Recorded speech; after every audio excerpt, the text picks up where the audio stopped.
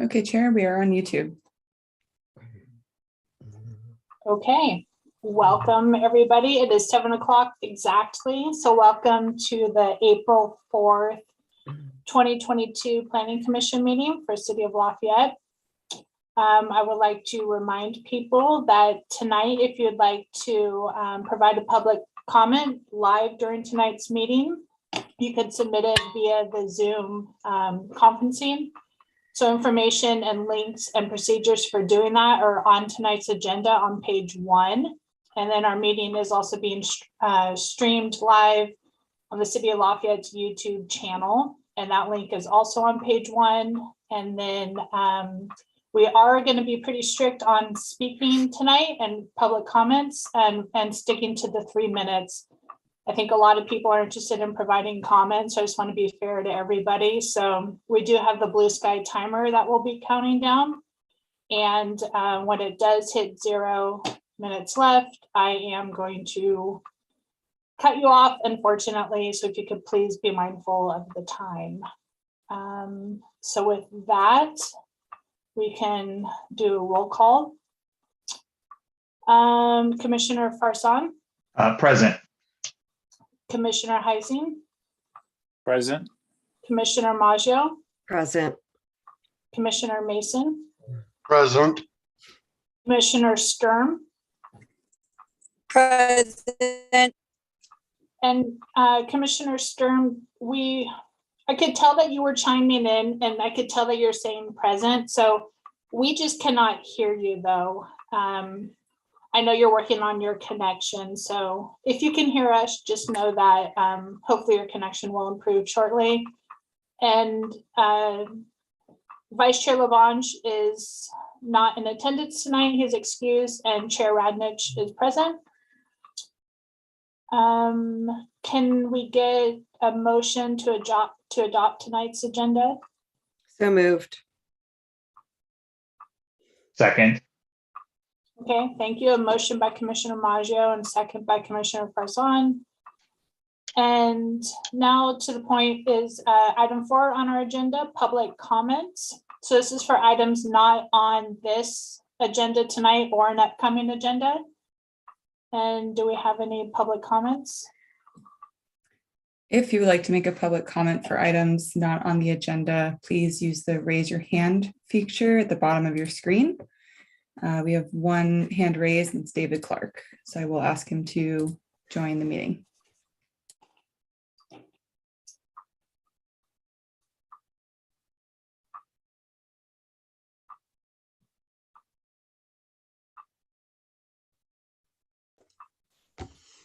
Welcome, Hi, everybody. Mr. Clark. Welcome. Hi, I'm Dave Clark. I'm the vice chair of the Creeks Committee, and I know you've got a full agenda tonight, so I'll keep this brief. But I did want to give you a heads up about something that we're just beginning to look at the Creeks Committee. In fact, it hasn't even been before the whole committee yet, and that is a very brief background. As you may be aware, we've had a hard time getting the Downtown Creeks Plan, which was adopted by the council in 2017. Enacted into the Lafayette Municipal Code. And with the passage of time, it's gotten harder because, as you're well aware, a number of the state housing laws potentially impact the contents of the Downtown Creeks Plan. However, we've noticed in doing our due diligence that there's a section of the government code, specifically 66300I, which was adopted via SB 330 recently. That provision basically provides that statute provides a no net loss provision, which effectively says if you, in our case, adopt a Downtown Creeks Plan and that provides with a creek setback that might reduce the number of the level of intensity of use, which I believe is the term that's used, that you can offset that by increasing the intensity of use somewhere else in the city. And there aren't very many rules about how to implement that, but one of the rules is that both of those things have to happen at the same meeting, at the same legislative meeting. So it occurred to us that, as you well know, you're looking at RENA allocations, possibly upzoning BART. There's a lot of upzoning potential that may happen in the next 3, 4 months that could be an offset for that no net loss provision, and therefore allow the adoption of the Downtown Creeks Plan in largely the format that it was adopted in 2017 intact. So that may come up. I'm just letting you know that that's something we're working on. And if it does come up, it may be on fairly, may have a fairly short time frame to make that happen. But right now, I'm just passing that information on because frankly, I think it's kind of exciting, but we'll see where it goes. Thank you. Thank you. Any questions for the speaker? Okay, thank you, Mr. Clark. Are there any other speakers? If you would like to make a public comment for items not on the agenda, please raise your hand. No other hands are raised. Okay, thank you. So then we'll move to item 5, consent calendar. So we do have a couple items on the consent calendar, 7 items.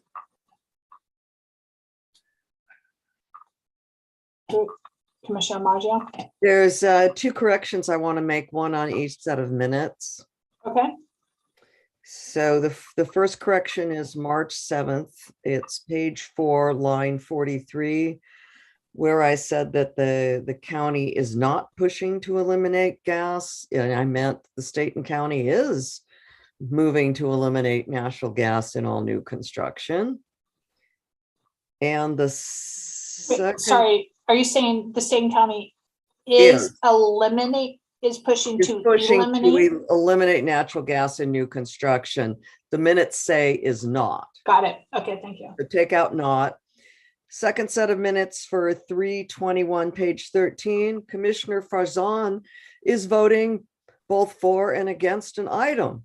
Now, I've got that same issue. that's a lot of indecision. I'll let him tell you which way he was going on that. Thank Yeah. you. Well, and there's another point in that too. If you look at page 13 of 28 on line 23, it also reads unanimously when the vote is 5-2. So that's not a unanimous vote. So just for some clarity's sakes, there were 5-4-2 against. I was a no, but it states unanimously approved, and it wasn't.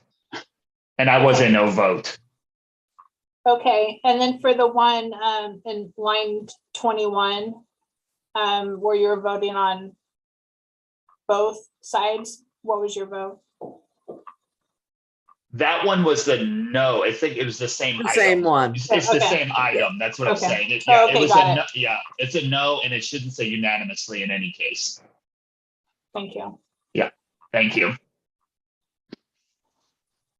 Okay, with those 2 or 3 edits, do you have a motion to adopt the consent calendar? So moved. Thank you. Give it a second. I'll second. Okay, thank you. So motion by Commissioner Farzan, a second by Commissioner Heising, and a roll call vote on that. So Commissioner Farzan, Aye. Commissioner Heising, Aye.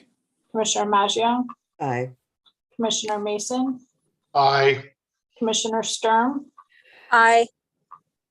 and Commissioner Radnich, aye. And Commissioner Vice Chair Labange is absent tonight. So thank you. Moving down to item 6A, continued public hearing for the 6th cycle housing element update section 3 opportunity sites. We did see this item at our last meeting.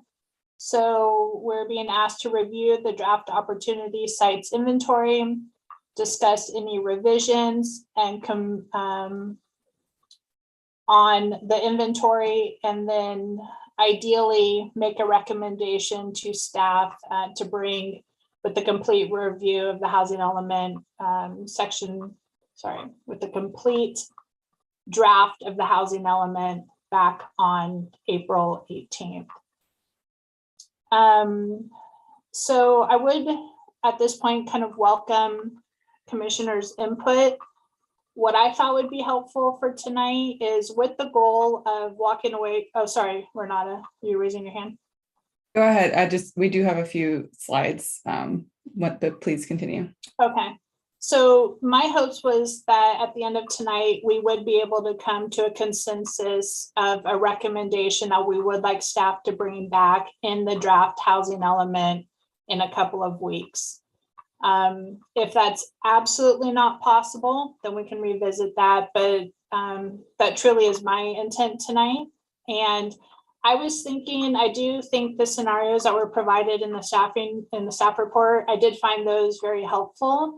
I was hoping maybe we could do a combination of kind of what GPAC did, which my suggestion would be start with a couple of the big decisions, BART, De Silva, Deer Hill Corridor, and walk through the options that way and tie them to some of the sample scenarios that were provided in the staff report.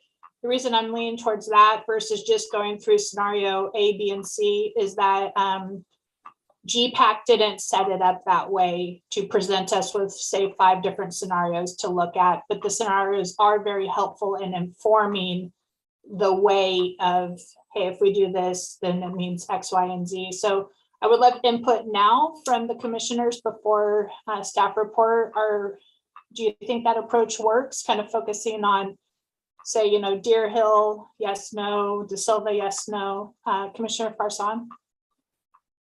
And then Commissioner Heising.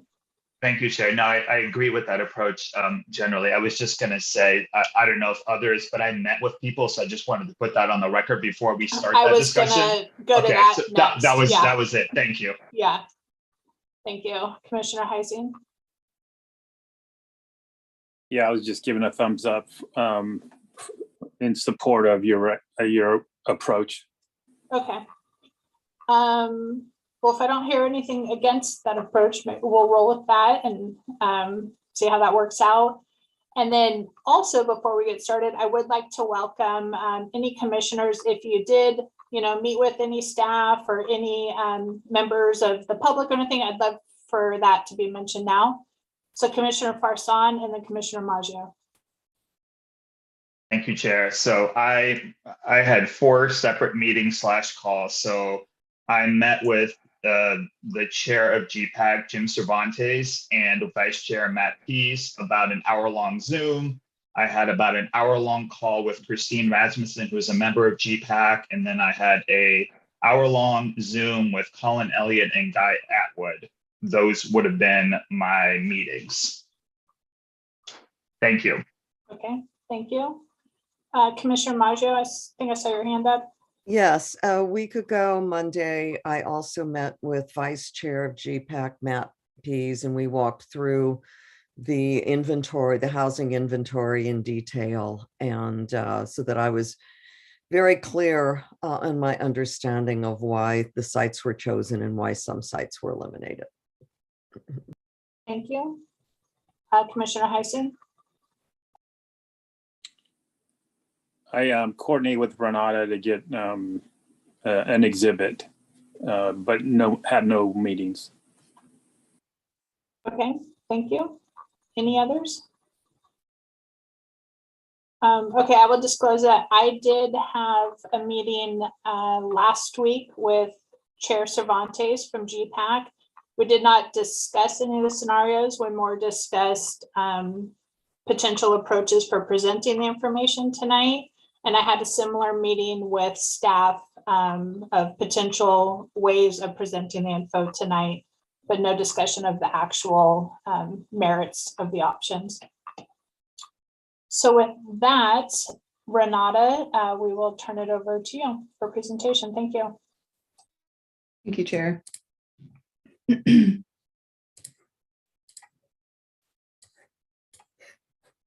Okay, good evening, everybody. So tonight, for the 3rd section of the housing element, the opportunity sites inventory, this is the Plan Commission's 2nd review, and here's an overview of what we plan to cover tonight.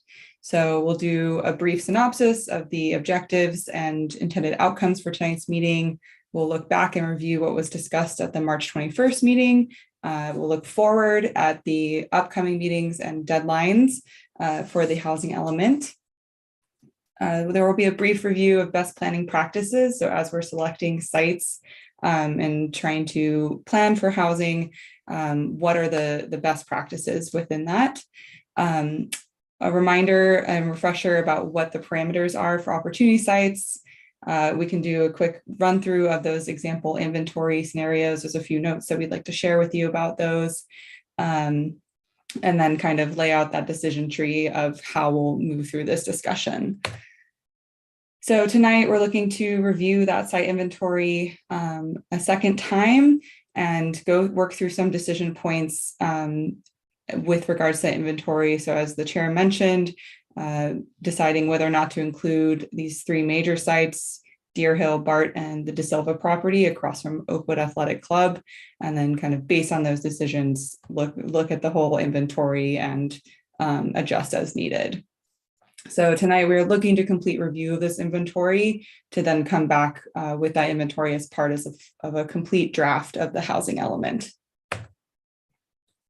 So on March 21st, the commission was introduced to the opportunity site inventory recommended by the General Plan Advisory Committee. The chair and vice chair did present a little bit on their process and the recommendation, how they got to that recommendation. The commission asked questions, we received public comments, and there was some initial discussion about where the commissioners were feeling about including certain sites. But it was not by any means an in-depth discussion, which we're looking forward to tonight. So again, tonight we have our second review of the opportunity sites, as well as a second public comment meeting for the draft environmental impact report for the housing element. On the 18th, we are looking to bring a complete draft of the housing element. So most of that are sections that the commission has seen before, but there will be some new components for any review and comment. Staff is looking for a vote to forward that draft to the City Council with any amendments as directed by the Commission. The City Council is intended to review the draft housing element in sections. So the first section and second section, which are the housing needs data, and then the goals, policies, and programs. And then the third section will be reviewed in May 23rd. And we are, again, to stay on that January 31st, 2023 certification deadline to provide sufficient time for review by the state. We need to submit by beginning of June. Submit a draft, excuse me, not a final adopted version, just a draft. As a reminder, opportunity sites are the specific parcels identified as being likely for redevelopment in the 8-year planning period. So we are currently planning for the years 2023 to 2031.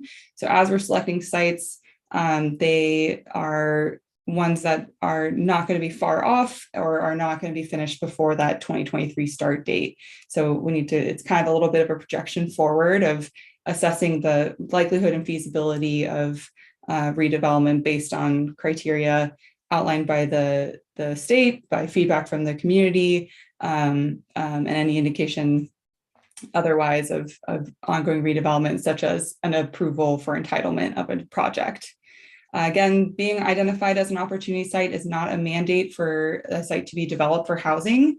It is only us planning for housing and citing the regional housing needs allocation units based on the criteria.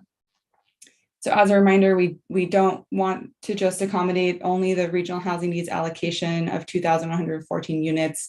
We need a buffer in case some of those sites get redeveloped for other uses or fewer units or a different income category than we had planned for. And again, we are able to put forward an inventory that requires rezoning.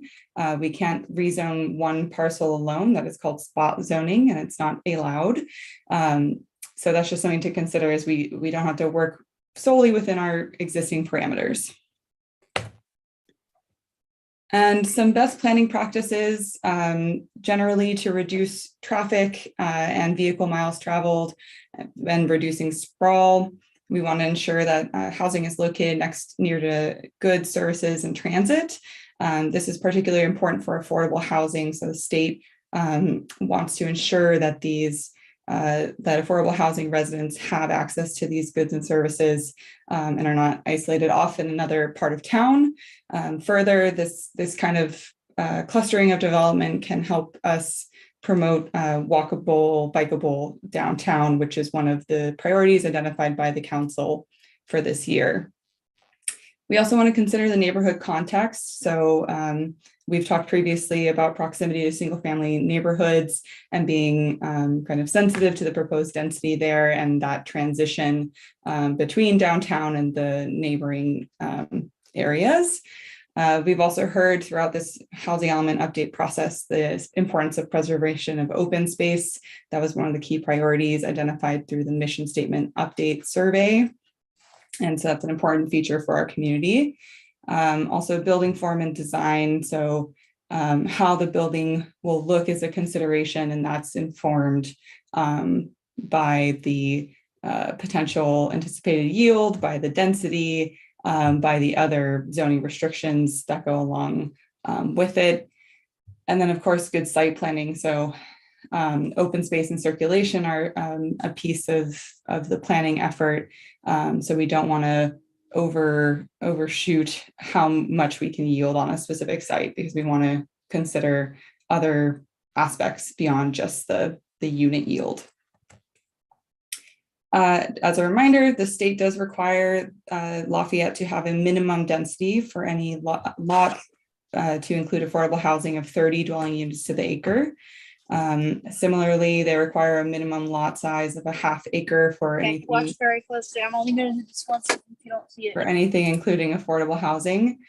Our upper limit is the umbrella assessed by the environmental impact report of 3,400 units. So we wanted to kind of stay within that maximum considered impact. And again, no net loss provisions, meaning we have to maintain an inventory throughout that planning period that has sufficient capacity for all the income levels. Otherwise, we'll need to undertake this process again. And similarly, some parameters that were set out by GPAC as they formed their recommendation. So down the lower left is the map of the environmental impact report study areas, which are numbered here. And keeping sites mostly within these geographic areas limits the need to have to go back and do additional analysis. And again, the GPAC landed on a 95% density yield for most sites and lowered that threshold to 90% on Mount Diablo Boulevard to allow for ground floor commercial, as that was also identified as a priority by the committee.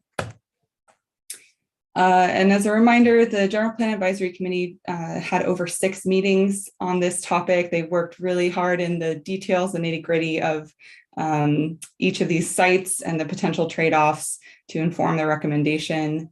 And their recommendation was, we'll start with scenario A here, which they found including BART was an important opportunity given the yield, proximity downtown, and transit.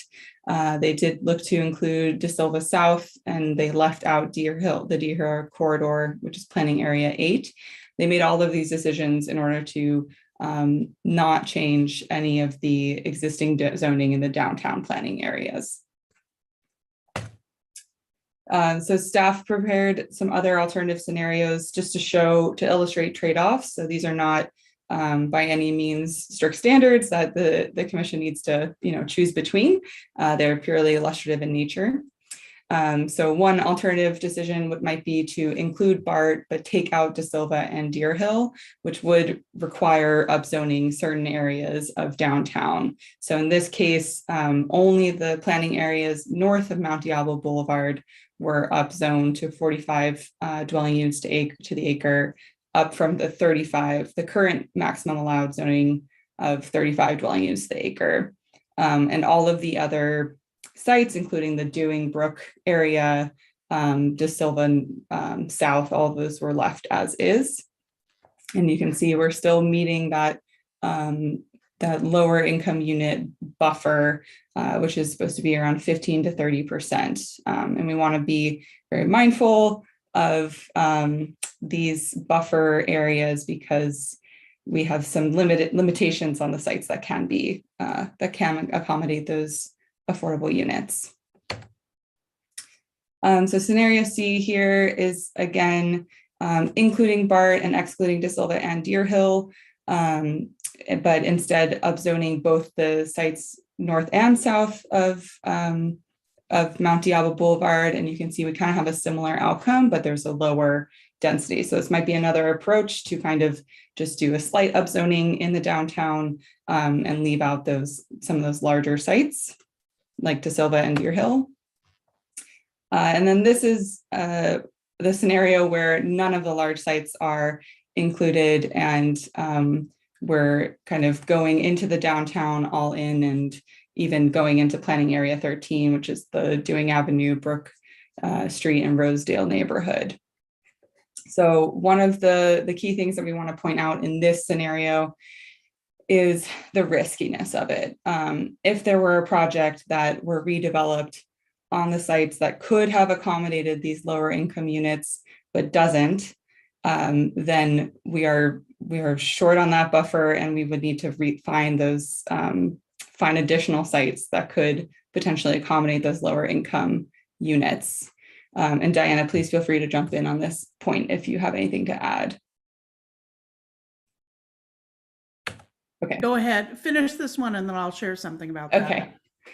And similarly, again, we wanted to show what it would look like if we excluded BART and De Silva, but added the Deer Hill corridor back in, and we would still have to upzone downtown to 55 dwelling units to the acre, and upzone that Dewing, Brook, and Rosedale neighborhood.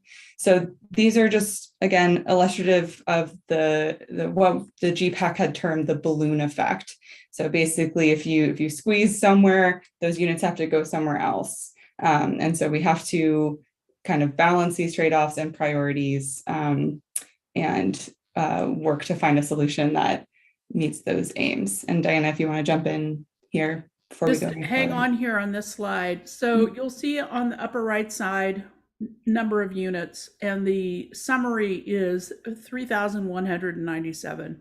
And the environmental evaluation looked at 3,400 units. And so anytime you start coming below 3,400 units, which is theoretically fine, we start losing units, especially in the low and very low income category.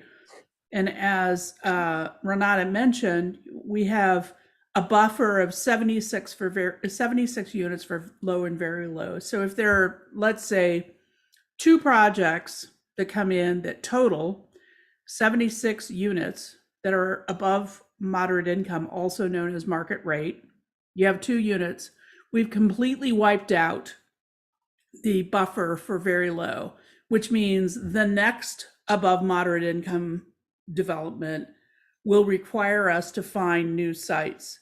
And that can be accomplished 2 ways. One, to find actual new sites to accommodate those units in a mathematical exercise, or rezone and upzone more areas in order to accommodate those units. And what we're really trying to do here is keep in mind that we don't want to, we would prefer not to do that during the middle of a housing element cycle, but the minute we lose units, for example, in the low or very low income category, we immediately have to rezone or find new sites. And so this is where the buffer becomes really critical. In other instances, it's further up. There are more units in the very low and low income category, but this is a great example of why we have to be mindful of the buffer in this instance. Thanks, Renata. Thank you, Diana. So that is the quick overview of the scenarios. Staff are here to answer any questions you might have. Tonight, we're also looking to take public comment. And then as discussed at the top of the meeting, work through the review of the site inventory, kind of going through those larger sites that swing the unit yield, and then as needed, work through any adjustments. So as we mentioned in the staff report, staff will be available to pull up the spreadsheet so we can edit it in real time if that would be helpful as you talk through potential changes. But that will conclude our presentation. Okay, thank you.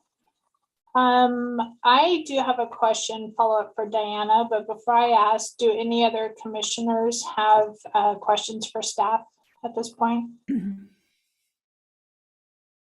Okay, I will ask you, Diana, if you could just maybe walk us through a little bit more. I'm looking on my other screen at the staff report that has these summary scenarios just all in a row. So I understand what you're saying about being aware of the percentages and the total number of units. When I look at the percentages for scenarios B, C, D, E, they're very similar, 21%.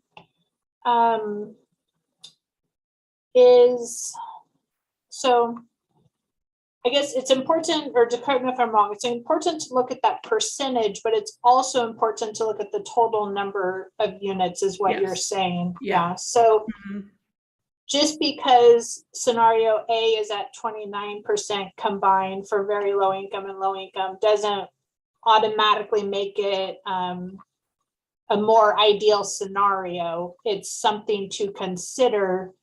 And just because B, C, D, and E all happen to be around 21 with D at 19, we just need to take into a second factor into consideration, which is the total number. I think so. Yeah. You know, HCD is really looking at low and very low together, but the requirement for the no net loss provisions is that, you know, it's the income category. So you lose a site that you thought had potential for some income category, and we're focusing on very low because that's the hardest to actually, you know, account for. So if low income or very low income disappears, that puts a bigger onus on other things to accommodate those units.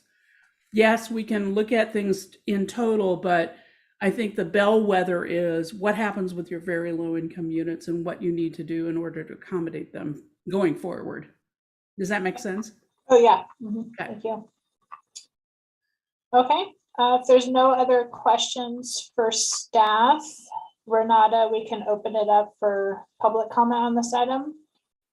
And while I will also look to staff to run the blue sky timer during the public comment. Thank you.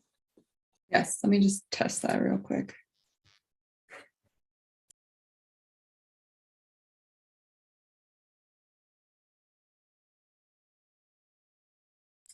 You'll just bear with me 1 minute while we get this set up.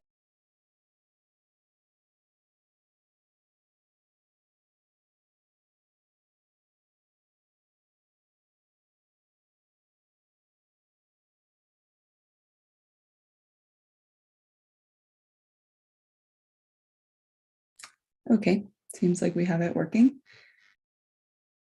If you would like to make a public comment for this item, please use the raise your hand function at the bottom of your screen. So first up, we have Elliot Hudson, followed by John McCormick.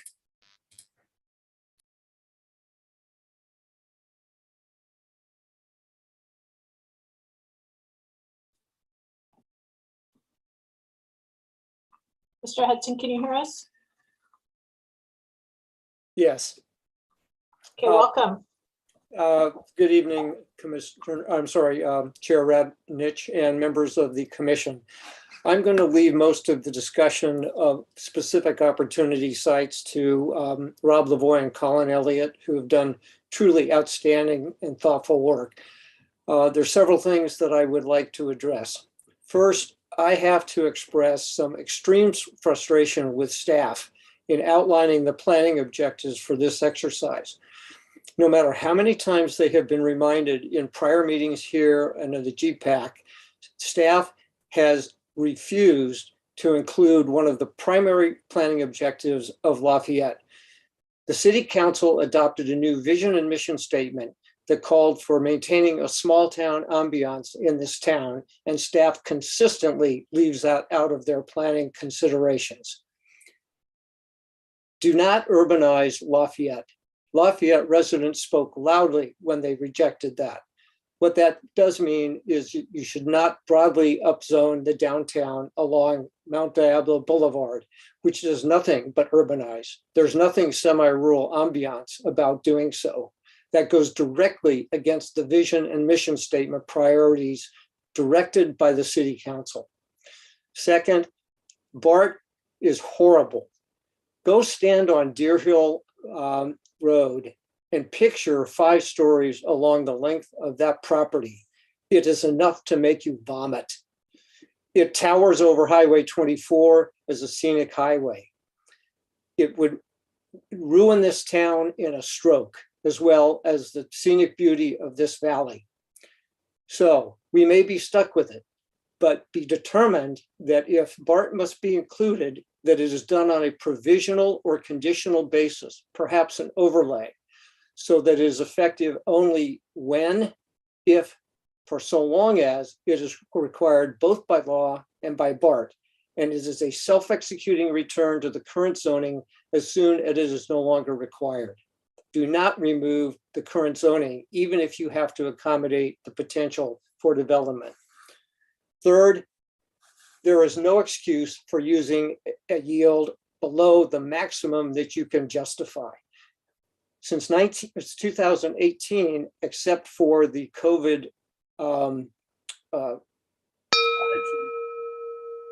Lafayette has never had less than 98% yield. There is absolutely no excuse to use anything below that number. Staff are planners, they're not advocates. This is a negotiation with HDC. We need advocates here. Any reasonable, supportable position that does not minimize, or sorry, that minimizes the yield leads to the unnecessary and inexcusable destruction of Lafayette. And lastly, leave it out. We fought long and hard for years to get the current zoning. What happens in the litigation will happen, but please do not rezone that property. Thank you. Thank you, Mr. Hudson. Just the bell was ringing when you were saying, please do not rezone X property. Which property were you saying? Deer Hill. Deer Hill. Okay, thank you. Any questions for the speaker? Oh, Commissioner Farson. Yeah, I have one question for Mr. Hudson. So I was just going back to your comments about provisionally working on BART. So if we're going to move forward with it, your comment is essentially having a provisional zoning until we're required to do something with BART. In other words, you're saying move forward with it, but the law with BART could change, so therefore we shouldn't be stuck with it. I'm just trying to get a sense of where you were going with that. Yeah. I mean, you know, we're stuck with 2923 or whatever, right. And so there has to be the city is at least looking at the potential to adopt zoning for that property that complies. But there's nothing in the law that says that it can't be provisional or conditional, so that zoning applies only if it's, and so long as that legal requirement exists. I'm a lawyer, but I'm not a land use lawyer. I'm not quite sure how to do that, whether or the best way to do it, whether it's an overlay that is in effect only so long as the legal requirement exists, or whether it's in provisional language of the zoning or conditional language, but it needs to be clear that as soon as, or, you know, and there are ways that the rezoning may no longer apply. BART has no plans to develop that property. And it, you know, until after 2030. 8 years is a long time. The law could be required. I believe Lafayette should be pressing our representatives to accept Lafayette's BART property, because if you look at the BART system, that lot is in fact unique. In no other town. Excuse me, Mr. Hudson, excuse me. Commissioner Farzan, was your question answered? It was about the conditional provisional part that I wanted to make to get Okay. clarity on. Okay, Yeah. So thank you, Mr. Hudson. Okay. Okay, Thank any you. other questions for the speaker? Okay, thank you, Mr. Hudson. Thank you. All right, we will bring in John McCormick.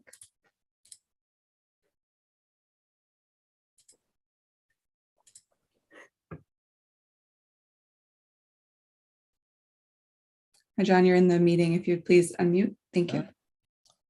Great. Hi there. Can you hear me Welcome. okay? Yep, welcome. Thank you. All right. Well, hi, commissioners. So my name is John McCormick, and I'm speaking to you today as both a member of the Lafayette Chamber Board of Directors and a small business owner in downtown Lafayette. My wife and I own La Miranda Music on Lafayette Circle. And I do appreciate how difficult this discussion is given our high arena numbers and how really we're making the best of a bad situation. And there's no easy answer to meet all the requirements that are set before us. Also, I do want to mention, and apparently you all know, that Matt Pease has been the Chamber's representative on GPAC, and he is a great advocate for the interests of Lafayette's business community. He has kept the board of directors fully informed throughout the process. But when I looked at some of the staff's, recommendations for today's meeting, in addition to GPAC's recommendation, I see downtown density allocations of 40, 45, 55, or even 65 units an acre. All of these are greater than GPAC's recommendation of 35. And it may seem like a good or easy trade-off to increase downtown density in order to spare other sites around town. I mean, we all know it's going to be a challenge to upzone parcels that seem more residential, and downtown is already pretty densely populated, so why not just crank up the numbers?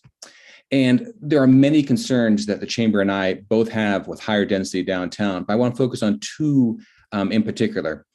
First off, density levels of 40 to 65 units an acre mean significant multi-story residential structures downtown. These could be 3-4 stories tall and will appear as enormous building blocks that will destroy the charm and character of downtown. You can just look in Walnut Creek and see what it looks like there. Maybe a larger downtown like Walnut Creek can absorb some of these, but they would absolutely dominate and destroy any small town downtown character that we have. Also, by increasing the density allocations, you also increase the likelihood that such giant buildings will be built, right? So for example, we don't own the building that our business operates in. We have a lease like many of our fellow business owners. If our landlord could put, say, 40 units on our 3/4 acre parcel by demolishing our commercial business building, the economics of that might be a little too hard to ignore. There's no way that our lease payments we pay can match 30 or 40 condos at $1 million or more each. So what this really means, though, is that very high downtown density numbers threaten the vibrant downtown we do have, which ironically is why so many people come and want to live in Lafayette. We are not just a bedroom community. I think that's one of the many things that makes Lafayette special, right? Our residents can shop, work, and dine in an amazing array of local businesses. If you increase the residential density downtown, you run the risk of destroying those very businesses that make Lafayette so special. And if you've seen buildings in Walnut Creek that have a couple of cookie cutter little spots on the ground floor for retail, it is not the same as our downtown. It's not a worthwhile trade-off to me. Thank you. Okay, thank you, Mr. McCormick. Are there any questions for the speaker? Okay, seeing none. Thank you. All right, thank you. Okay, next we have Colin Elliott. There was another hand raised, so if you would like to make a public comment, please raise your hand and leave it up.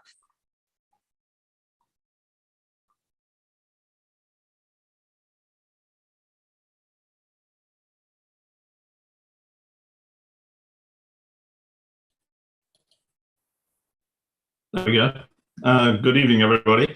I did send you a memo today, which I think you got, which included a yield analysis. I will see if I try to share that now, Renato? I believe I can, right? Yes. Try that And again. we did receive it, just so you know. Thank you. Okay. If I can't do it, then maybe. Sorry, you might be able to do it now. Apologies. There, can you see that? This is the example of residential yield Yes, yes. calculation. I won't go through this in detail. I did send an Excel for those that like looking at the math, but this was my attempt to just demonstrate hypothetically how if you took a particular mixed use site with either half the ground floor as commercial currently, or even the whole ground floor as commercial, you can still stay within a 3-story limit and get 100% yield of 35 units per acre, and get actually pretty decent sized units out of it. So I won't go into this now. You guys have got it. You can look at it. But that was the purpose of that. And I did that because I noticed again that staff is currently using, as they said, a 90% and a 95%. In one of my scenarios that I sent you last week, I showed that you could take out the Silver South, increase that to 95 and 100. And I still think that's viable. For instance, if you think about the BART lots, why would you use less than 100% yield on the BART lots? BART isn't going to use less than 100% yield. So that's a big difference just there. So I think there's some details you need to look at. I also would like to stress that some of the parcels that were removed, I do think you need to look at them again. I know some of you have met with Jim and he's gone through the rationale of that, but I would point out that most of the sites that I've listed in my memo were actually dismissed in the very first GPAC meeting of February the 1st, with actually not much discussion at all. There was some promise that they would get debated again later, but they never did. And some of these are, these are all over half an acre. They add meaningful totals. And I do think possibly to solve this, you're going to need to look at these, and that's not including the parts of the Plaza Center and Dablo Foods. I've listed those separately in my memo. So, and then the other thing, and you've heard this from the last speaker, if you upzone parts of downtown, some of these sections and map areas only have 3-4 sites in them on your spreadsheet. So you're trying to do the math on 3 or 4 sites, but you'll actually be upzoning that whole section on all of those properties in that particular map area. And so obviously at that point, 2 things happen. You're actually likely to get far more development than you anticipate, because a lot of other sites might now become feasible for development. So I'd like you to really bear that in mind. Thank you.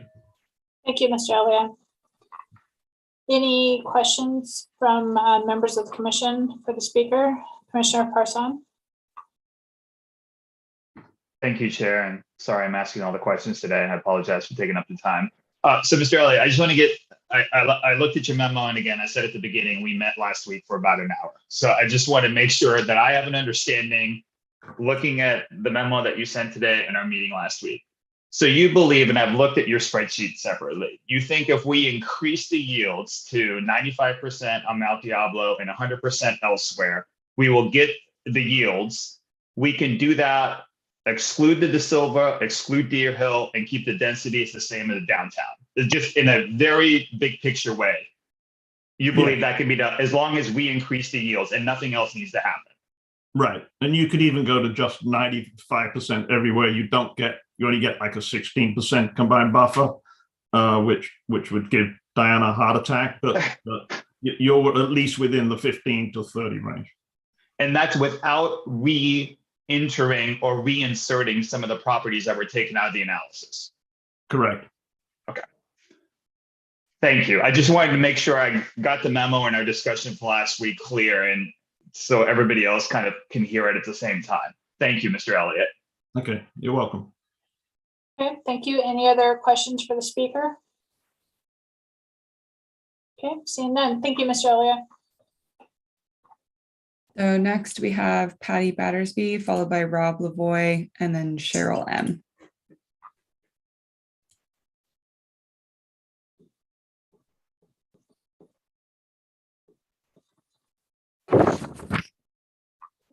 Ms. Battersby, welcome. Can you hear us?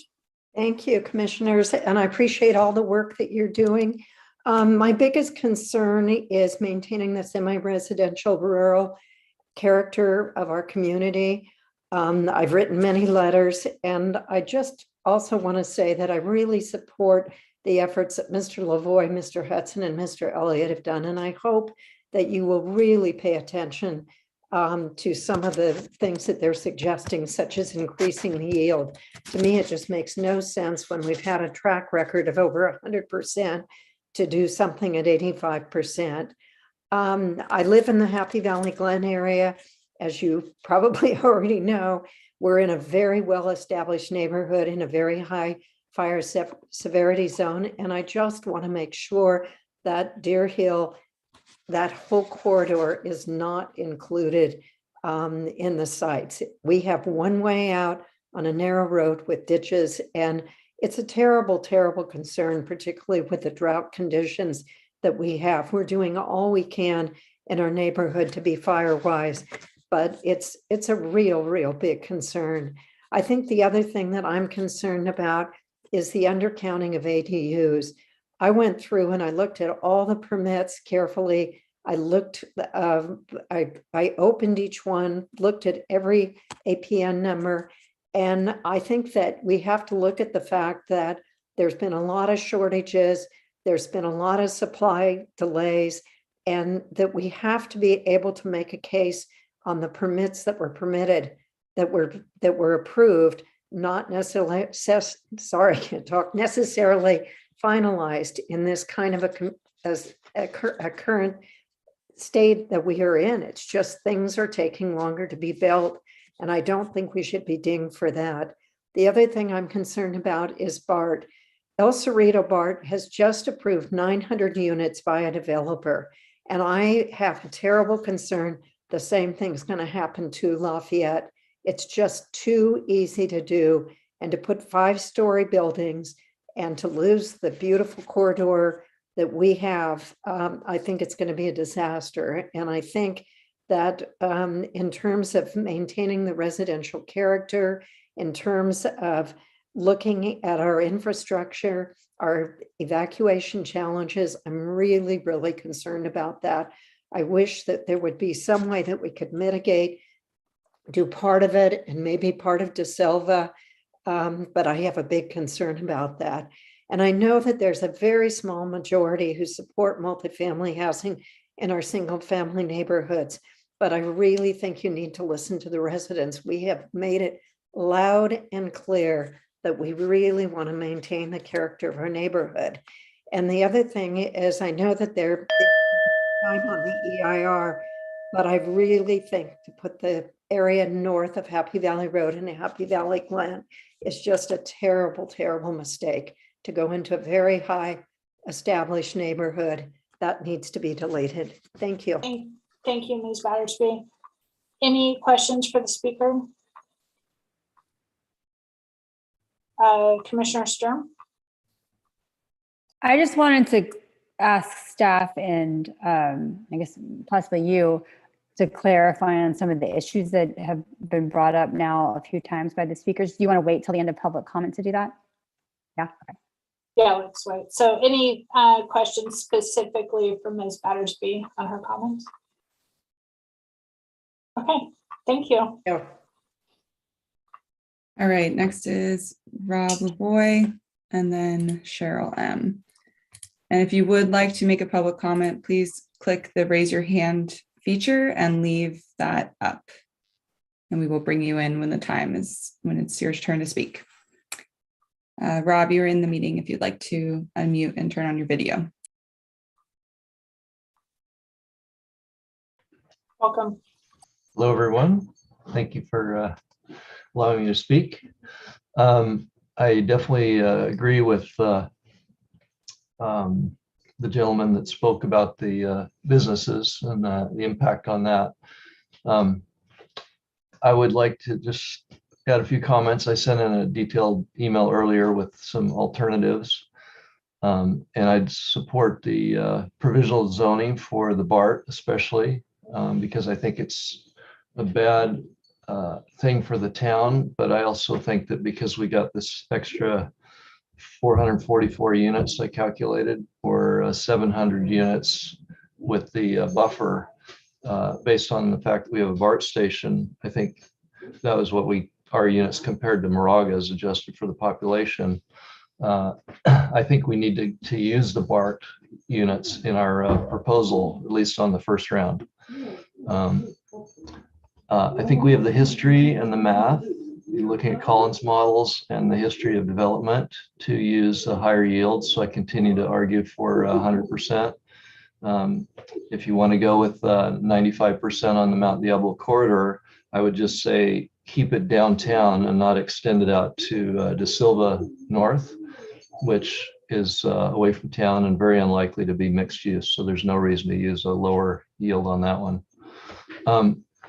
The first submission to HCD, I like the idea of the full BART development, but you can get away with no De Silva on the south lot, and that can be accomplished with 100% yield everywhere except Mount Diablo Boulevard, which would be 95%. That gives us a 20% VLI and LI buffer and 50% overall buffer, 3,174 units using staff's model. If the first option's rejected, I would go with a second submission, maybe do the west BART lot, which is the lowest elevation BART site, so it hides the extra stories better. And then introduce De Silva with maybe 5 acres at 30 per acre. Gives us leverage for negotiating later, and we can do increase in zoning up to 3 years after the plan's been approved. Then maybe we can get a ball field out of it and negotiate some things with the developer. That would produce a 16% VLI and LI buffer and 3,200 total units. De Silva is very different from terraces. I've heard people talking about that. It has much less traffic impact. It's not leering over the freeway, and any development there would be able to be hidden really well with the 62 acres that surrounds it. So I think it's the best place to put density. And please don't do increased density downtown. As the business people have said, it'll price us out. We'll end up with people like Tiffany's and Saks Fifth Avenue and Starbucks, and that's it, because nobody else can afford the rent. Thank you, Mr. Lavoie. Thank you. Any questions for the speaker? Seeing none. Thank you, Mr. Lavoie. Thanks a lot. Okay, next speaker will be Cheryl M., followed by Sharon Farley. And Marianne, if you would like to speak, please leave your hand raised. Just click it once. Thank you.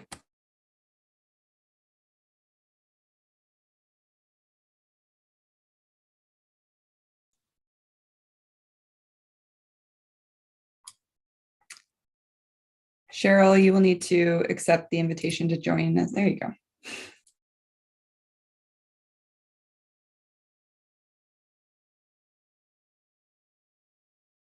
I made it. Whew. Welcome. Thank you. So I wanted to describe some of the neighborhoods that are south of Mount Diablo Boulevard. A lot of those neighborhoods are ones, unless you know someone, you don't really go into. And there are a lot of them are at least, they feel like a story. They actually are like a story below the boulevard. So if you develop anything on the south side of Mount Diablo Boulevard, we're looking at a story going up from that, if that makes sense. So we're a story below, we're looking up, we see elevation just go straight up. And I just wanted to give a perspective on that. I don't really support developing the downtown. I really appreciate what John McCormick said and what Matt Peace has been saying from the chamber. I support the BART station being developed. I like what Rob just said. And I'll leave it at that. I support what Rob said and others. But just have a picture of the boulevard being below the boulevard, one story, and then looking up at development that way. It's just a perspective. Thank you. Okay, thank you. Any questions for the speaker? No? Okay, thank you, Cheryl. Okay, next is Sharon Farley, followed by Marianne Hoisington.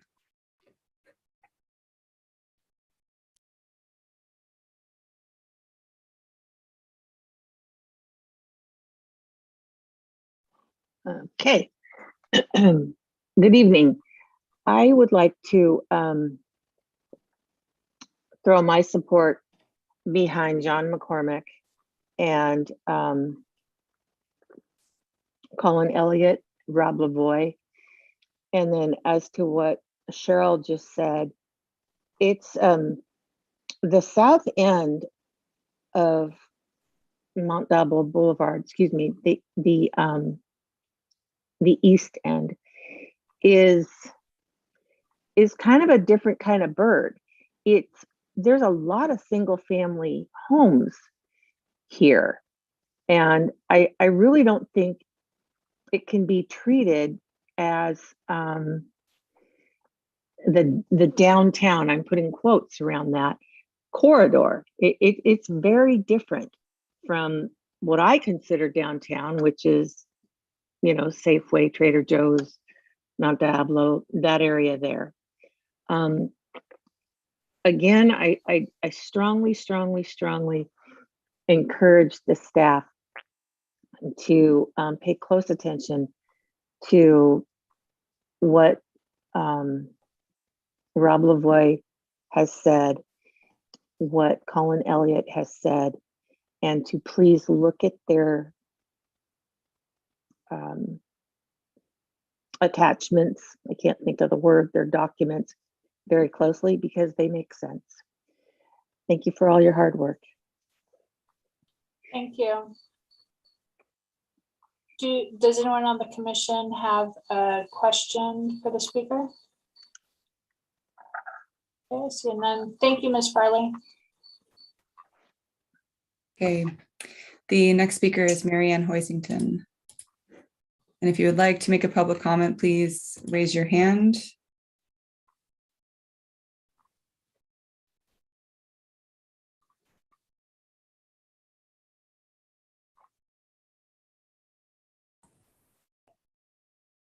Hello. Welcome. Hello.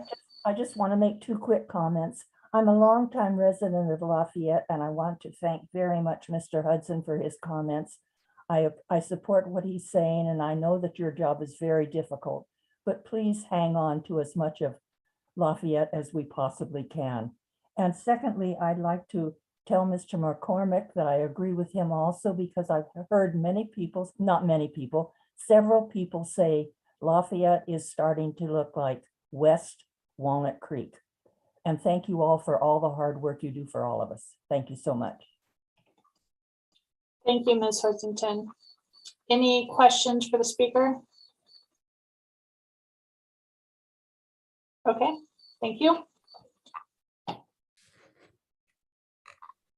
There are no other hands raised at this time. Okay. With that, we will go ahead and close public comment and bring it back to the commission. So I do know a couple commissioners, based on public comment, do have follow-up questions. But first, I'd like to just kind of summarize the comments that we heard. Not every comment in detail, but just kind of the things we heard. We heard no BART, we heard increase the yield, we heard no Deer Hill, we heard frustration with not including the small town vibe of Lafayette. We heard to not increase the density in the downtown, again, higher yields, maintain semi-rural, reconsider up-counting the ADUs. We heard yes, BART. We heard no south side of Mount Diablo. We heard provisional BART zoning. And then we heard comments seconding other speakers' comments related back to Mr. Lavoie, Mr. McCormick, Mr. Elliott, Mr. Hudson. So with that, I know Commissioner Stern, you had a question at one point, if you'd like to start. Sure. Questions for staff? I have some questions for staff based on public comment and then some that I put together previously. The first question is, there were comments, sorry for the echo in here. There were comments about yield, and I remember we went over that in the last meeting, And I just wanted to confirm, my understanding is that the yields, if we were to try to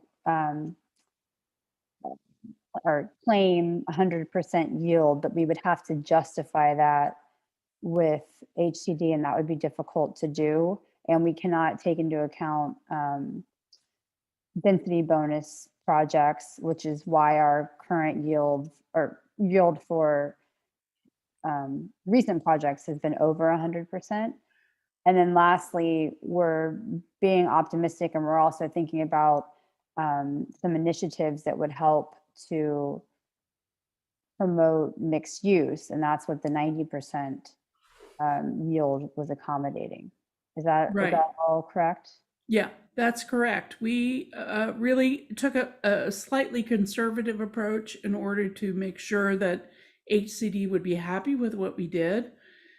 And specifically for the idea that the Mount Diablo Boulevard would be somewhat mixed use. So we felt good about going forward with 95 and 90%, 95 everywhere else off of Mount Diablo, and then 90% on Mount Diablo. And that's a big bump up from what we had originally estimated.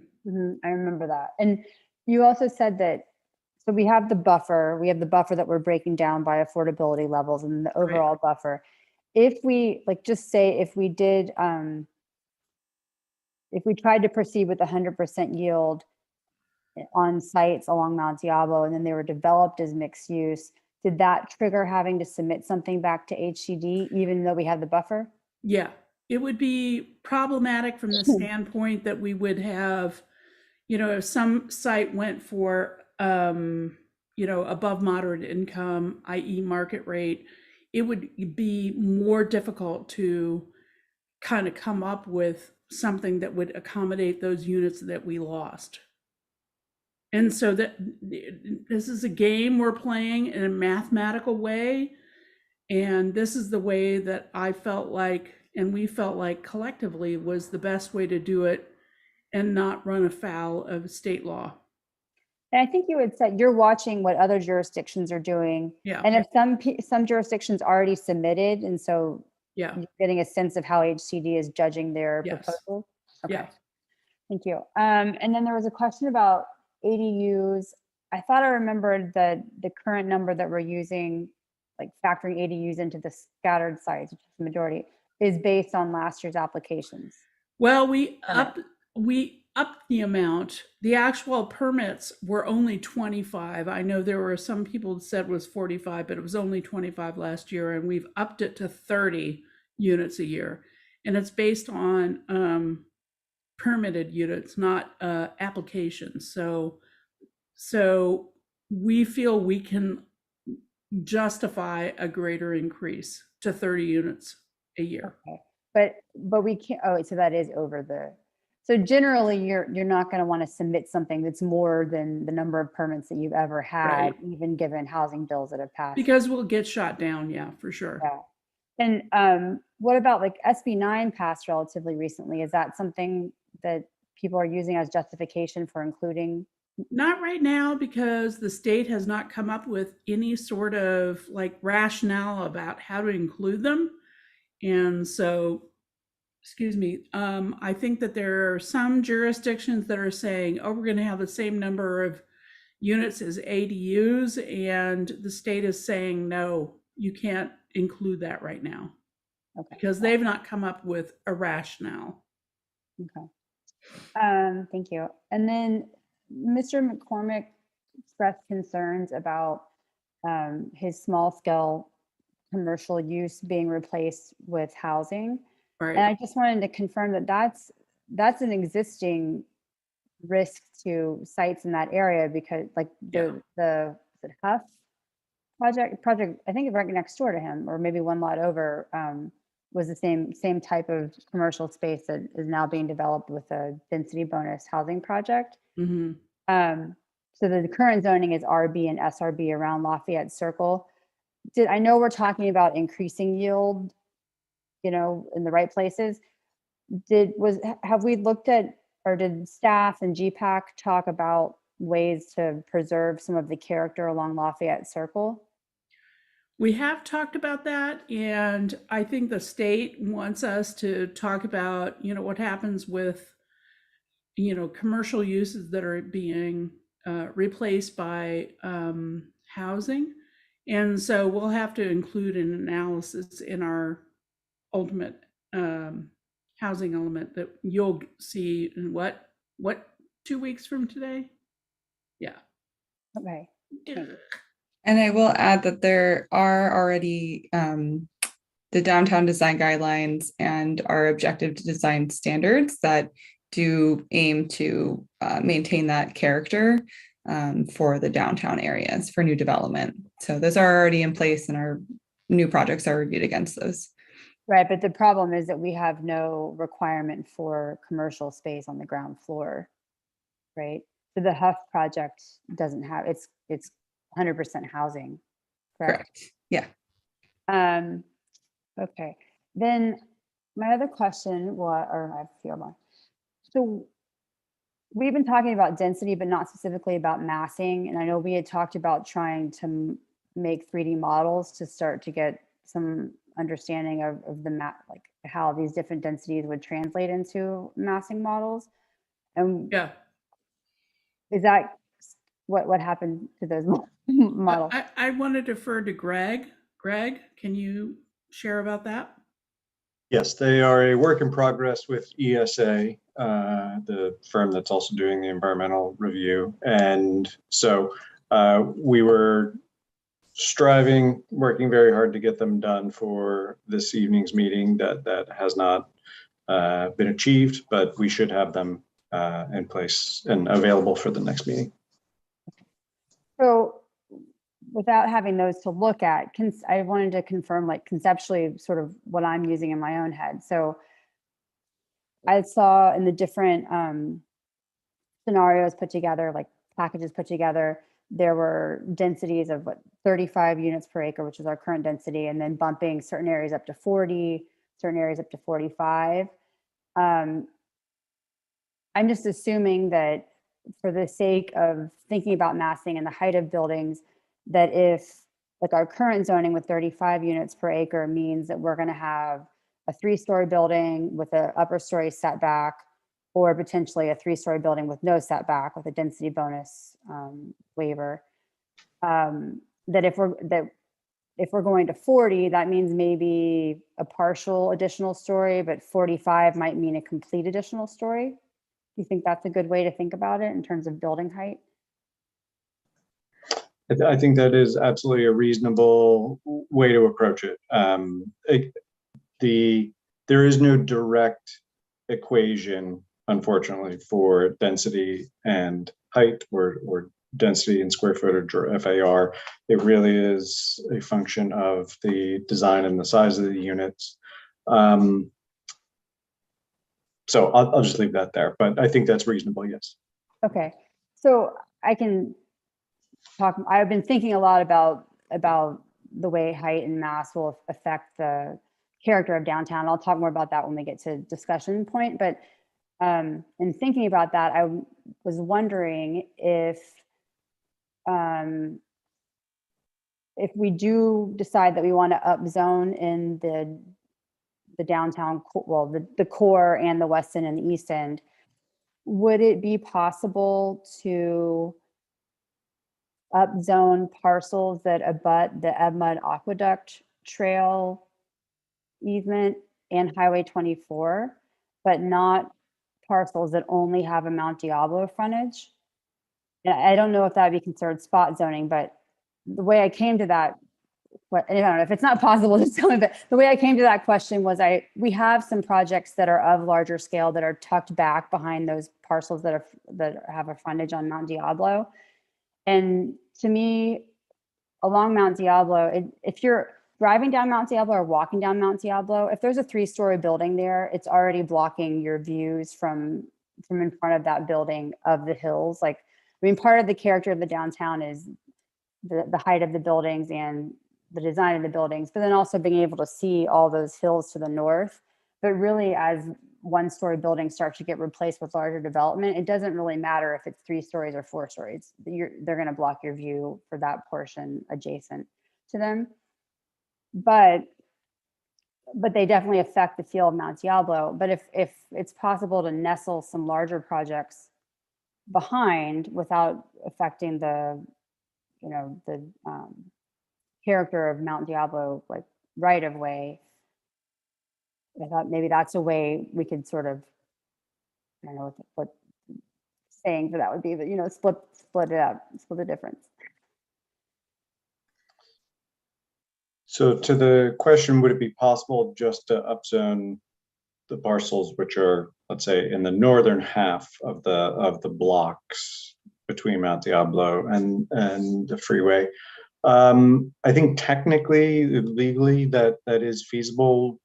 The result would be some very narrow or thin, but long districts. But it may be the only solution that allows the city to retain more control over those, the southern half of that block, that strip. As an example, I mean, I think what you note was acknowledged some time ago by the Commission and Council, having the allowance for 2 stories, but then a third for residential, provided that it's set 50 feet back from the boulevard. In essence, kind of hiding it from the public view. It's still being there, but it being obscured by the 2-story facade and the cornice. And so, but as we know, density bonus law provides developers unlimited waivers. And so in theory, those standards like setbacks or step backs could be waived out. And so creating a fully separate district may be the only way to assure that control along the boulevard. And it could be, I just looked at the way the parcels are laid out, and it's not regular by any means, but there are some larger parcels that are somewhat irregular in shape, and they do abut the freeway and have a Mount Diablo frontage. And if we upzoned, I don't know, you would know how to do it legally, but in my mind, it would be fine for some of those larger parcels to allow higher density up to Mount Diablo, because that would create sort of variety. But for me, I'm feeling like the threshold for when the character of downtown changes is when you go up to like 4 stories all the way to the street. To me, like that's just a bigger building, a totally different feel.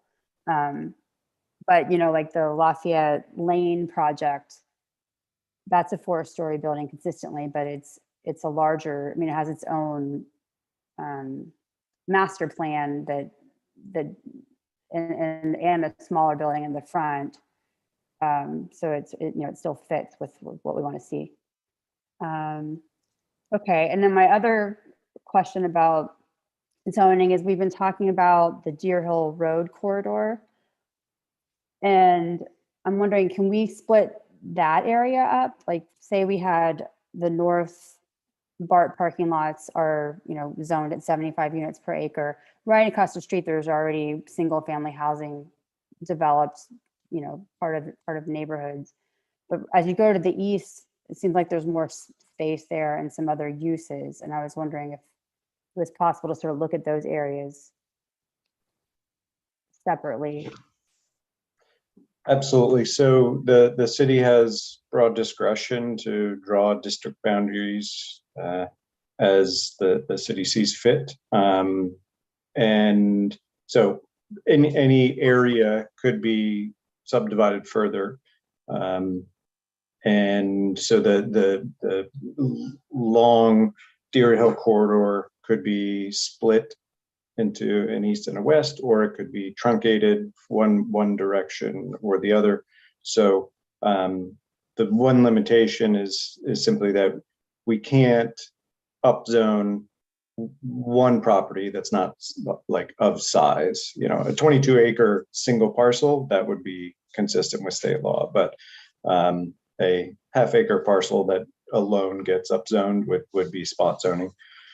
So we can spot zone one parcel or just those parcels that have been identified as opportunity sites, which would create a patchwork zoning.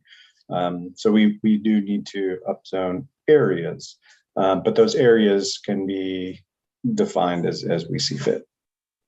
And it seems like I didn't go through site by site in the east part of the Deer Hill Road corridor area, but I noticed that in the scenario where that area was upzoned, even only to 20 units per acre, the number of units generated was like a little over 300, and that was the same as what was generated by the upzoning of the south, the Silva site.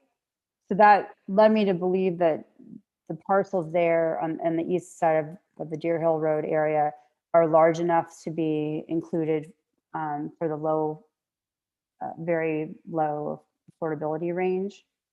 And that just means they have to be over half an acre, right? To be included for our low income. And a certain density. Correct. So 35 and up? 30. 30, okay. 30 dwelling units per acre minimum and over half an acre, less than 10 acres. But between half an acre and 10 acre? Okay, got it. Okay. Thank you. I think that's all the questions I had right now.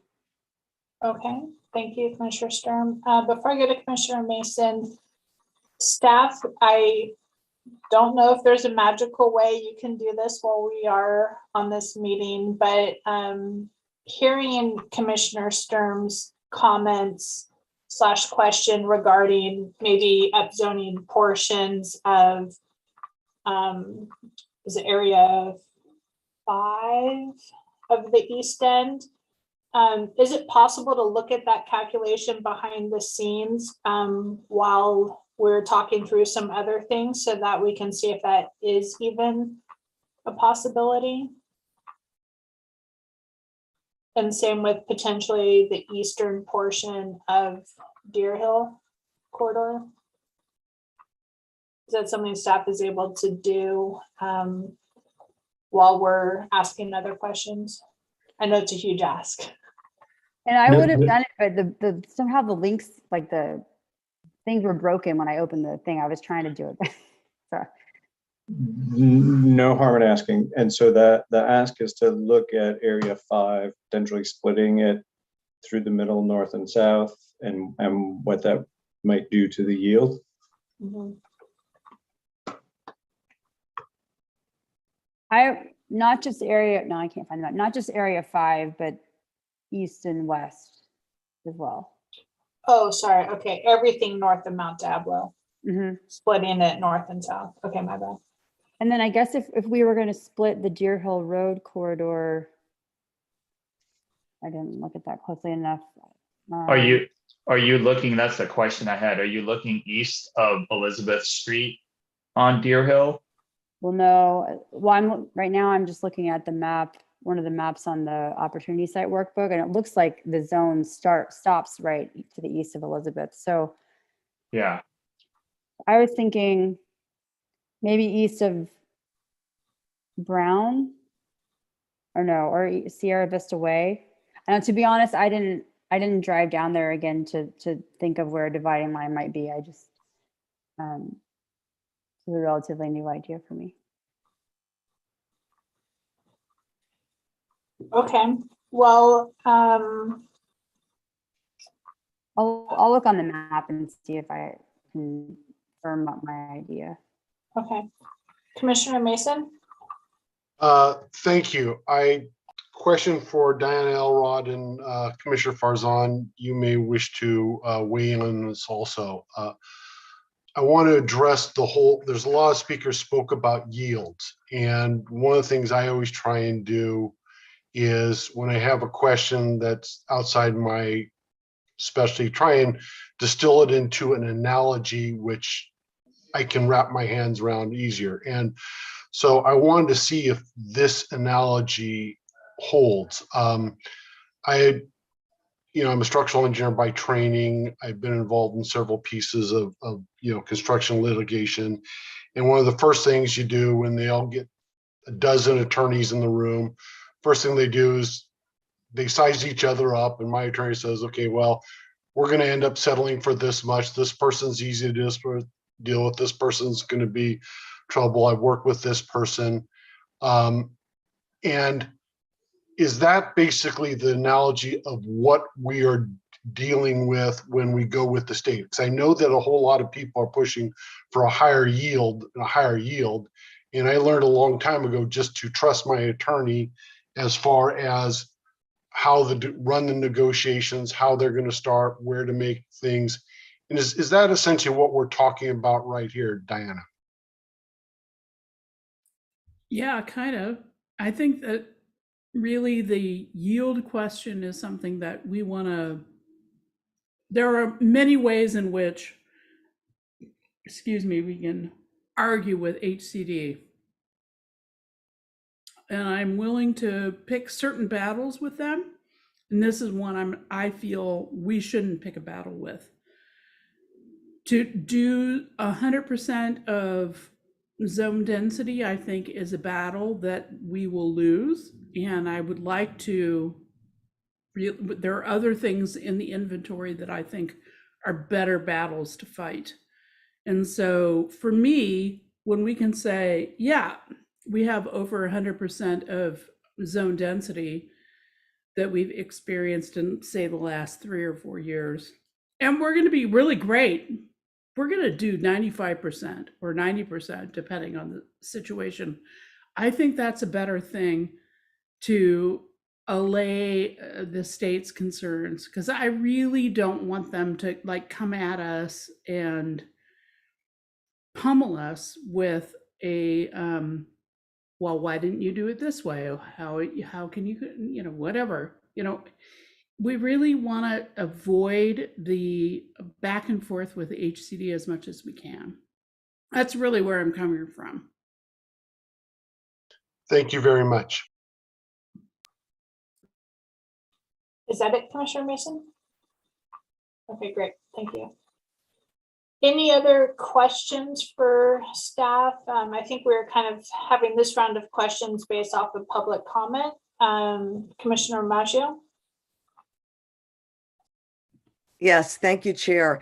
Questions again based on public comment. First I want to thank our speakers tonight for their time and analysis. It's great that the community is involved in this very important issue. It brought some insights for us, and it certainly has generated a lot of questions of staff and consultants. So that's what public meetings are all about. So one of the questions that's generated in my mind that I'd really like Greg and Diane to speak to, several speakers were talking about the BART zoning and the upzoning. And it's my understanding that AB 2923 took care of that upzoning for us. It is not a choice we have to upzone or not, that it is automatically something that we have to accept. So please clarify that for the public.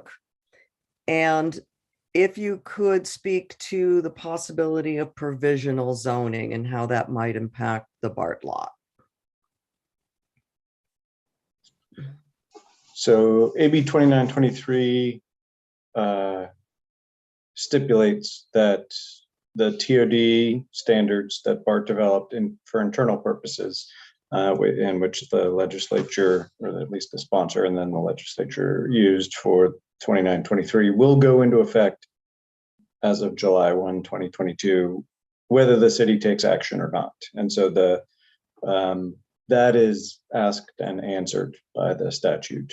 The choice that the city has and the city council is weighing is whether to proactively upzone or create zoning consistent with those TOD standards that allows us some degree of control around kind of not whether those standards go into effect, but kind of how they go into effect. And so we have some limited leeway with respect to objective standards, setbacks, step backs, et cetera, that we could exercise, the city could exercise by adopting zoning either before July 1 or after July 1. But in either case, they will need to be consistent and not disallow the 75 dwelling units per acre up to 5 stories, parking, etc. So, and was there a second question? Yes. Several speakers mentioned the possibility of provisional zoning. Yes, I think that's feasible, essentially to have a clause or a sunset provision in any, I think that presumes that the city does adopt zoning. If we don't, then we have no ability to unwind it. So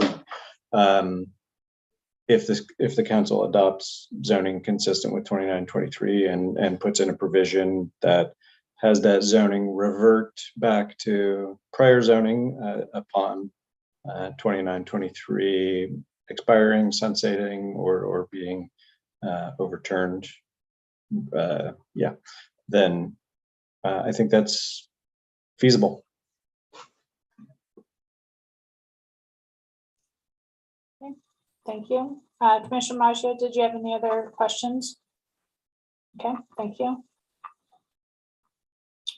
Any other questions for staff based off public comment?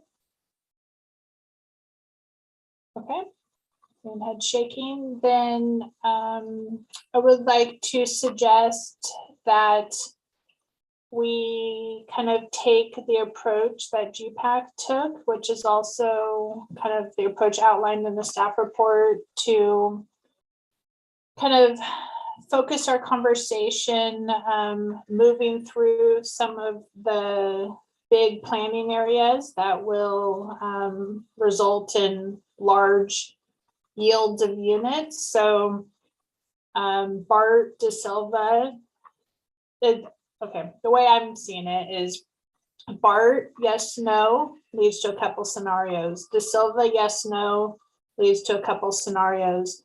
Deer Hill and downtown are all also results of other choices. So I would suggest that maybe we start with the yes, no on BART, depending on what we feel there. It'll lead us to a couple options and then go from there. Does that sound? Okay. So I will open up our commissioner discussion for BART. What I'm hearing from public comment, of course, there's frustration that this is even something that the city has to consider, but it is something that is happening. And I think through public comment and through commissioners, we know that the upzoning is happening, and Greg just, confirmed that July 1st. So we've also heard comment that there's speculation that a reason why our arena numbers and allocations are larger are due to BART. So GPAC's recommendation is to include BART. Does anyone feel differently than GPAC's recommendation? Okay, I'm seeing head shaking. Commissioner Sturm?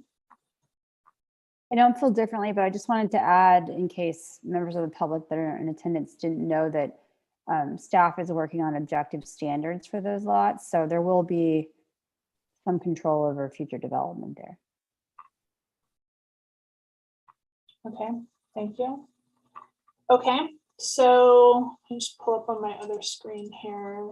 So on my other screen, I'm looking at the staff report, PDF page 4 of 26, which is staff report page 4 or 5 that has scenarios. So it sounds like, well, okay, let me step back for a sec. So for staff, I know when we were doing GPAC, or when GPAC was going through, they were kind of taking little mini votes as we went, but you're not looking for that tonight. We will keep track of our own little mini votes for just say yes, BART, no BART, whatever. And then at the end, we will just give you one recommendation, correct? Okay. Can I write this down? So if we're looking at yes, include BART, that then brings us, for example, scenario A, scenario B, and scenario C. So I would like to suggest that next we move to De Silva. So if we if we include BART, that's not enough, right? We still have a delta that we need to include. And the way I'm simplifying that in my mind is that either means upzone De Silva, upzone Deer Hill Corridor, or upzone the downtown. Because BART on its own is not enough. So Commissioner Farson, is your hand up? Thank you, Chair. I guess I agree with that with one caveat. I'm still of the view that we should still consider yields because that affects what comes in and what goes out. Again, I have a philosophically different view of yields than staff does in terms of potentially negotiating with HCD, but I like your method, but for me, the yield issue is still an open issue for me. I just want to put that in there. Yeah, that's a good point. I appreciate that comment. So why don't we pause on moving to De Silva and discuss yield for a minute? So staff's recommendation, as we've heard from Diana and from staff and through the GPAC series of meetings, is a recommendation for 95% yield in this, in these study areas with 90% yield along Mount Diablo. That's a recommendation that came to us from staff and from Diana's experience with HCD and professional recommendation. We have also heard some public comment supporting 100% yield based on the city's, what's been seen at the city over the last couple of years for the projects that have been approved. So Commissioner Mason, would you like to start the conversation? Oh, yes, thank you. I think the whole discussion about yield kind of hides everything in that Diana would basically we need to establish a fallback position. What's the very farthest we go? So in some ways it is, if we can get higher yields, then we can take from whatever. So, I think maybe it is BART is the number one choice. Then the next one is, we have the three options, De Silva, downtown, or Deer Hill. And then if we get a better yield, we can work backwards from, hey, well, downtown is the most important. So we will, be safer there and do something else. Am I reading that incorrectly, Farzan? Because this is something that you raised. Well, so sorry, before Commissioner Farzan. So I think the idea is, maybe I should just let you speak, Commissioner Farzan, but I think establishing the yield rate and percentage that we're going to use is important to know before we talk through the other sites, De Silva downtown corridor, or sorry, the whole downtown portion, and then the Deer Hill corridor, because the way we're going to calculate yields in those may require more of those planning areas to be zoned or may not require more. So I think Commissioner Farzan, feel free to speak for yourself here. No, thank you. I appreciate that. Again, I'm trying to find the sweet spot here to the extent we can. And looking, again, I'm looking at my screen over here on the right, so it's larger.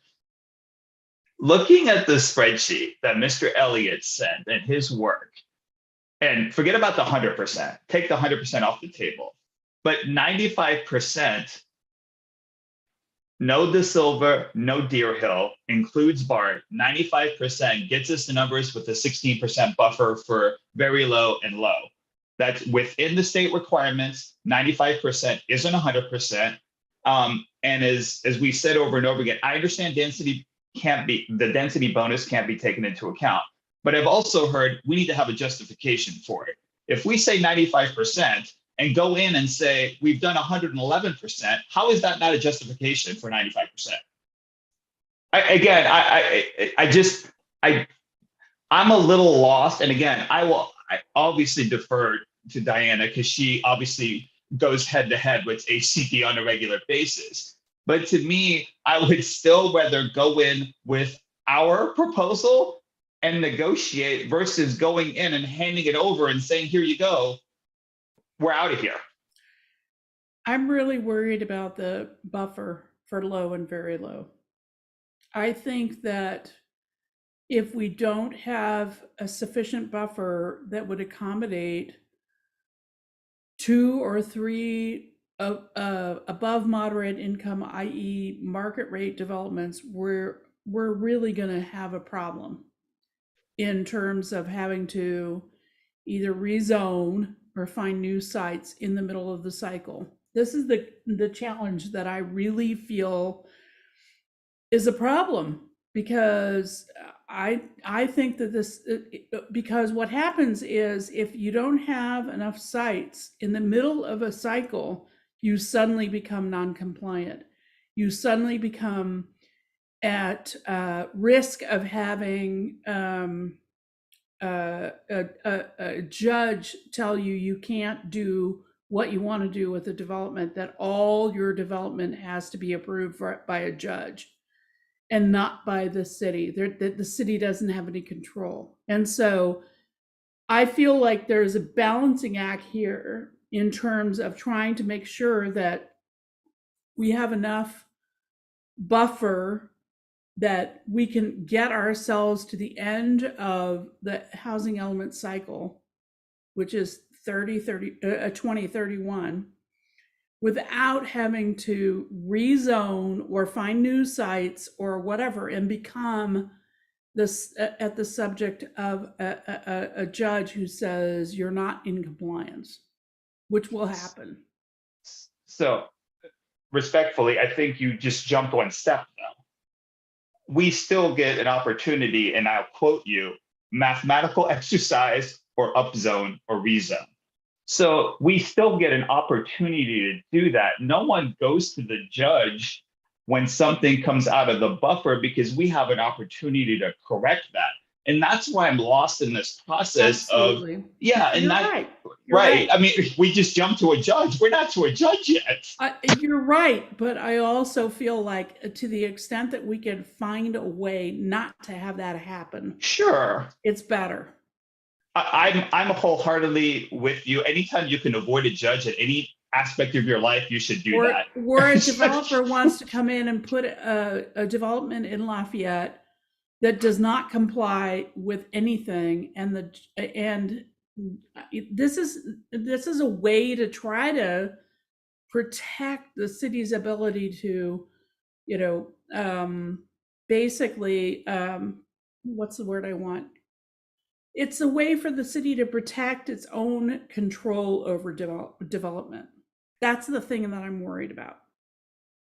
And again, I'm not debating you, by the way. I think you have very valid points. I'm not, yeah. Obviously, I'm trying to get you a housing element that's going to be certified by the state and not like shot down immediately. And I absolutely, and I'll say it over again, you're the expert in that, and I will never pretend to be. I will always defer to you. I see it a little bit differently because there is still an opportunity to negotiate and or to fix. Even negotiation on the front end is still going on. If we lose that battle, we have something to present that they accept. Even if we go down the road and some properties are taken out, we still have an opportunity as a city. It's not like we haven't gone through this to go back and go, here are the things that we could have done before. Let's talk about them and decide what to do with them. I guess that's the part that I'm having such a hard time with, just saying, by the way, let me say this, my comment here. HCD is so utterly backed up, knocking everything down. They're in trouble because they're not approving anything either.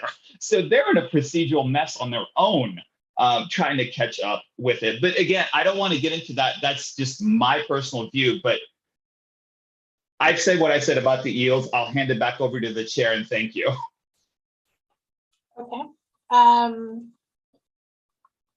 I will say, from being a part of all of the GPAC meetings for the last year and a half, and especially in the last couple of months, this discussion has come up over and over. And I do think that members of the public have put in a lot of time to go through and do the different calculations at different yields.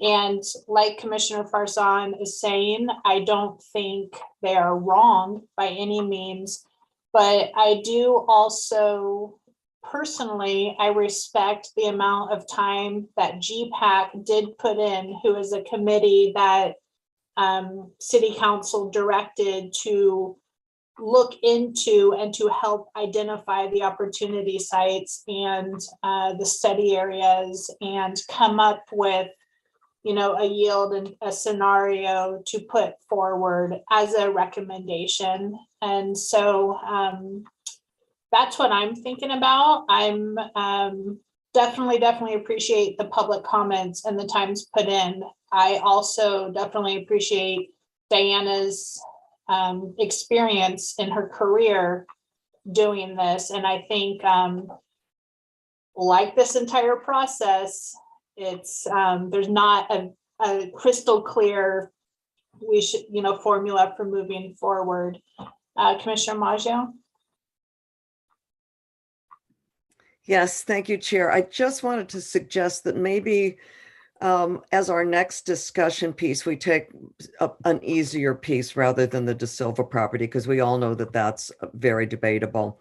Maybe we look at the Deer Hill Area 8 property next, and then go to downtown and get a feeling for where we are. Say downtown, are you 90% or are you 95%?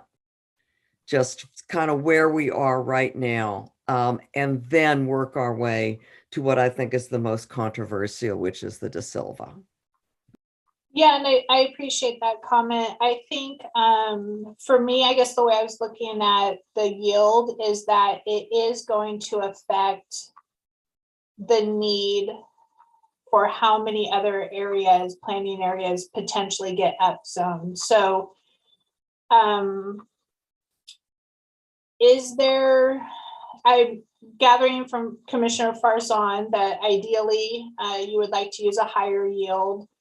Is anybody else interested in discussing more using a higher yield, or would the commissioners as a whole feel comfortable using the yield recommended by staff and GPAC, which is 90% and 95%? Commissioner Heisen? Yeah, thank you, Chair. Yeah, I'm supportive of staff's 95 and 90 for a couple of reasons. One, I really think it's important to in the downtown. I know we haven't gone there yet, but the yield as it relates to the downtown, I think it's important to allow for mixed use.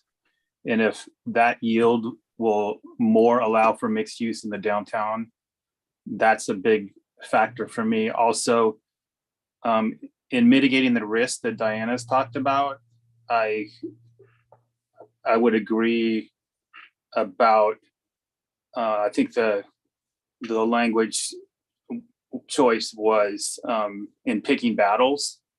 And I'm not convinced that's a battle we want to take up with HCD.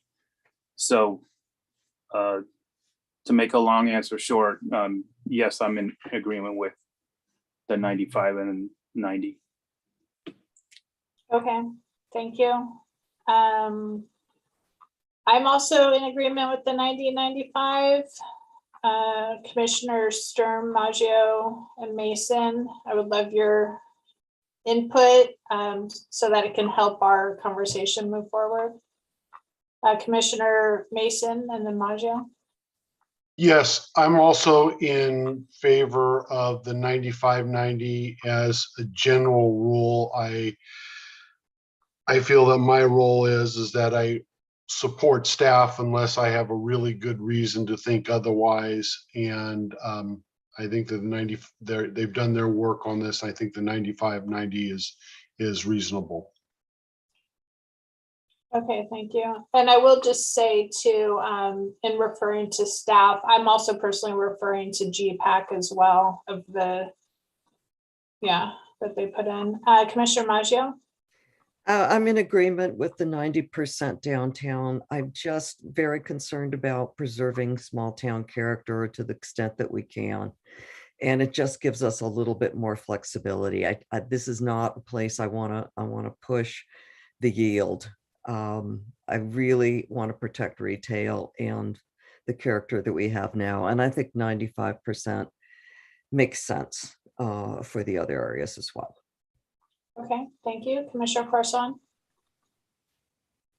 So I'm wholly, just for clarity, I'm wholly in favor of keeping our commercial, and I've said this over and over again for every meeting we've ever had. Again, I'll go back to Mr. Elliott. He actually had a presentation that you could keep the commercial and still go to 95%. So I don't think one versus the other, but if the leaning is we don't want to have that fight, that's a different argument. But I think you can have 95% and commercial. Just to me, those are two separate arguments because I'm in favor of commercial. Okay. I'm hearing, and I appreciate that comment. I think temporarily, I know Commissioner Sturm maybe had a connection issue. I assume she will be back. But what I'm hearing is a majority in favor of using the 90 and 95% to move forward in our discussions. And then I guess ultimately, if someone, decides they disagree with that, when it comes time to vote, we can, people can vote accordingly. But I think that's helpful that we establish that. And I do appreciate that comment, actually, Commissioner President, that you did bring up initially that led to this conversation, because now it can allow us to move through, like Commissioner Maggio, your suggestion of the different sites and have an idea in our minds of what that is going to yield. So we're on the same page as we move through. And Commissioner Sturm, welcome back. Can you hear us? I assume you will be able to in a minute. So right now, oh, can you hear us? Can you hear me? We okay, can hear you yeah, a sorry, little my bit. internet. Yeah. Okay, now we can hear you. In my turn. So what, just in the minute and a half you were logged off, are you in favor? We're discussing, it sounds like as a whole, the commission is in favor, for a majority in favor of moving forward the 90% and the 95% yields. Okay. Okay. Commissioner Sturm will join us when she can. So moving forward, right now it's yes, Bart. Moving forward at 90 and 95% means that we do need to do some type of upzoning in the downtown, or upzoning on Deer Hill, or upzoning on De Silva, or a combination. So Commissioner Maggio, I think your suggestion was rather than going to De Silva, maybe go to the Deer Hill corridor. And that sounds great. So Deer Hill corridor, I'll open that up to discussion as well. So staff, correct me if I'm wrong, because I'm also trying to look on these other spreadsheets or in the staff report, but can we get to the needed numbers and percentages by doing yes, Bart, yes, Deer Hill, and no other changes?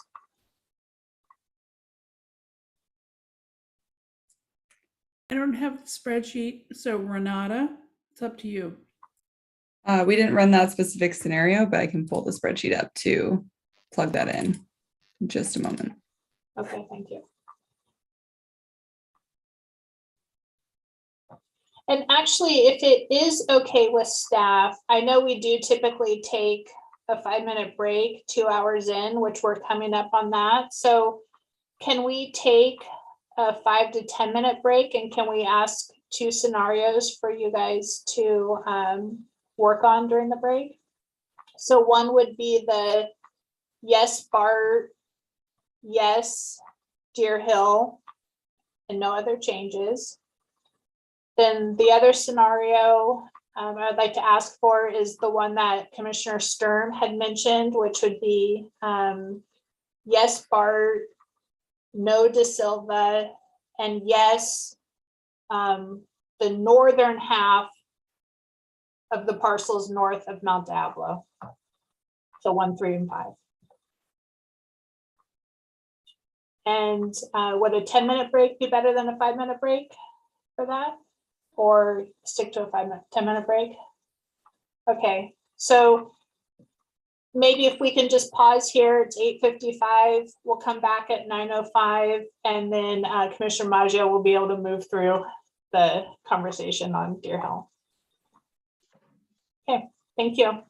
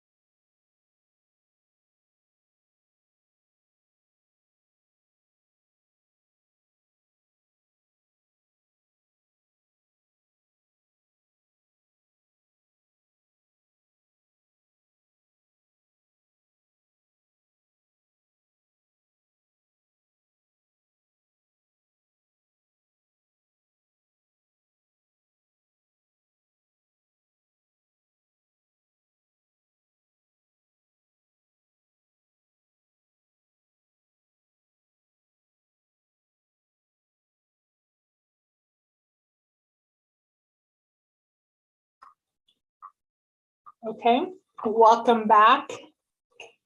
If you are able to rejoin now, turn back on the cameras. Thank you. It's 9:05.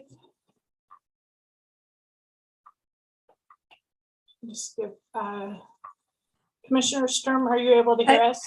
Yeah, I'm here and I was trying to start my video, but it said the host disabled my camera or something. You're getting the thumbs up from Greg. So, okay, yeah. got it. We just have, yep. Sorry about that. It's okay. And then I do know you're having connection issues, so if it seems better that you can hear us without your video on, but for now, if you could keep I don't it know on, if that'd that be was great. it. Yeah, I'm on my phone now, so hopefully that I'm using my phone service, so it should be better. Okay. So just to recap, we are going to move forward discussing the Deer Hill corridor. And we're gonna move forward with right now, yes, BART, and then the 90 and 95% yields. So I will ask staff,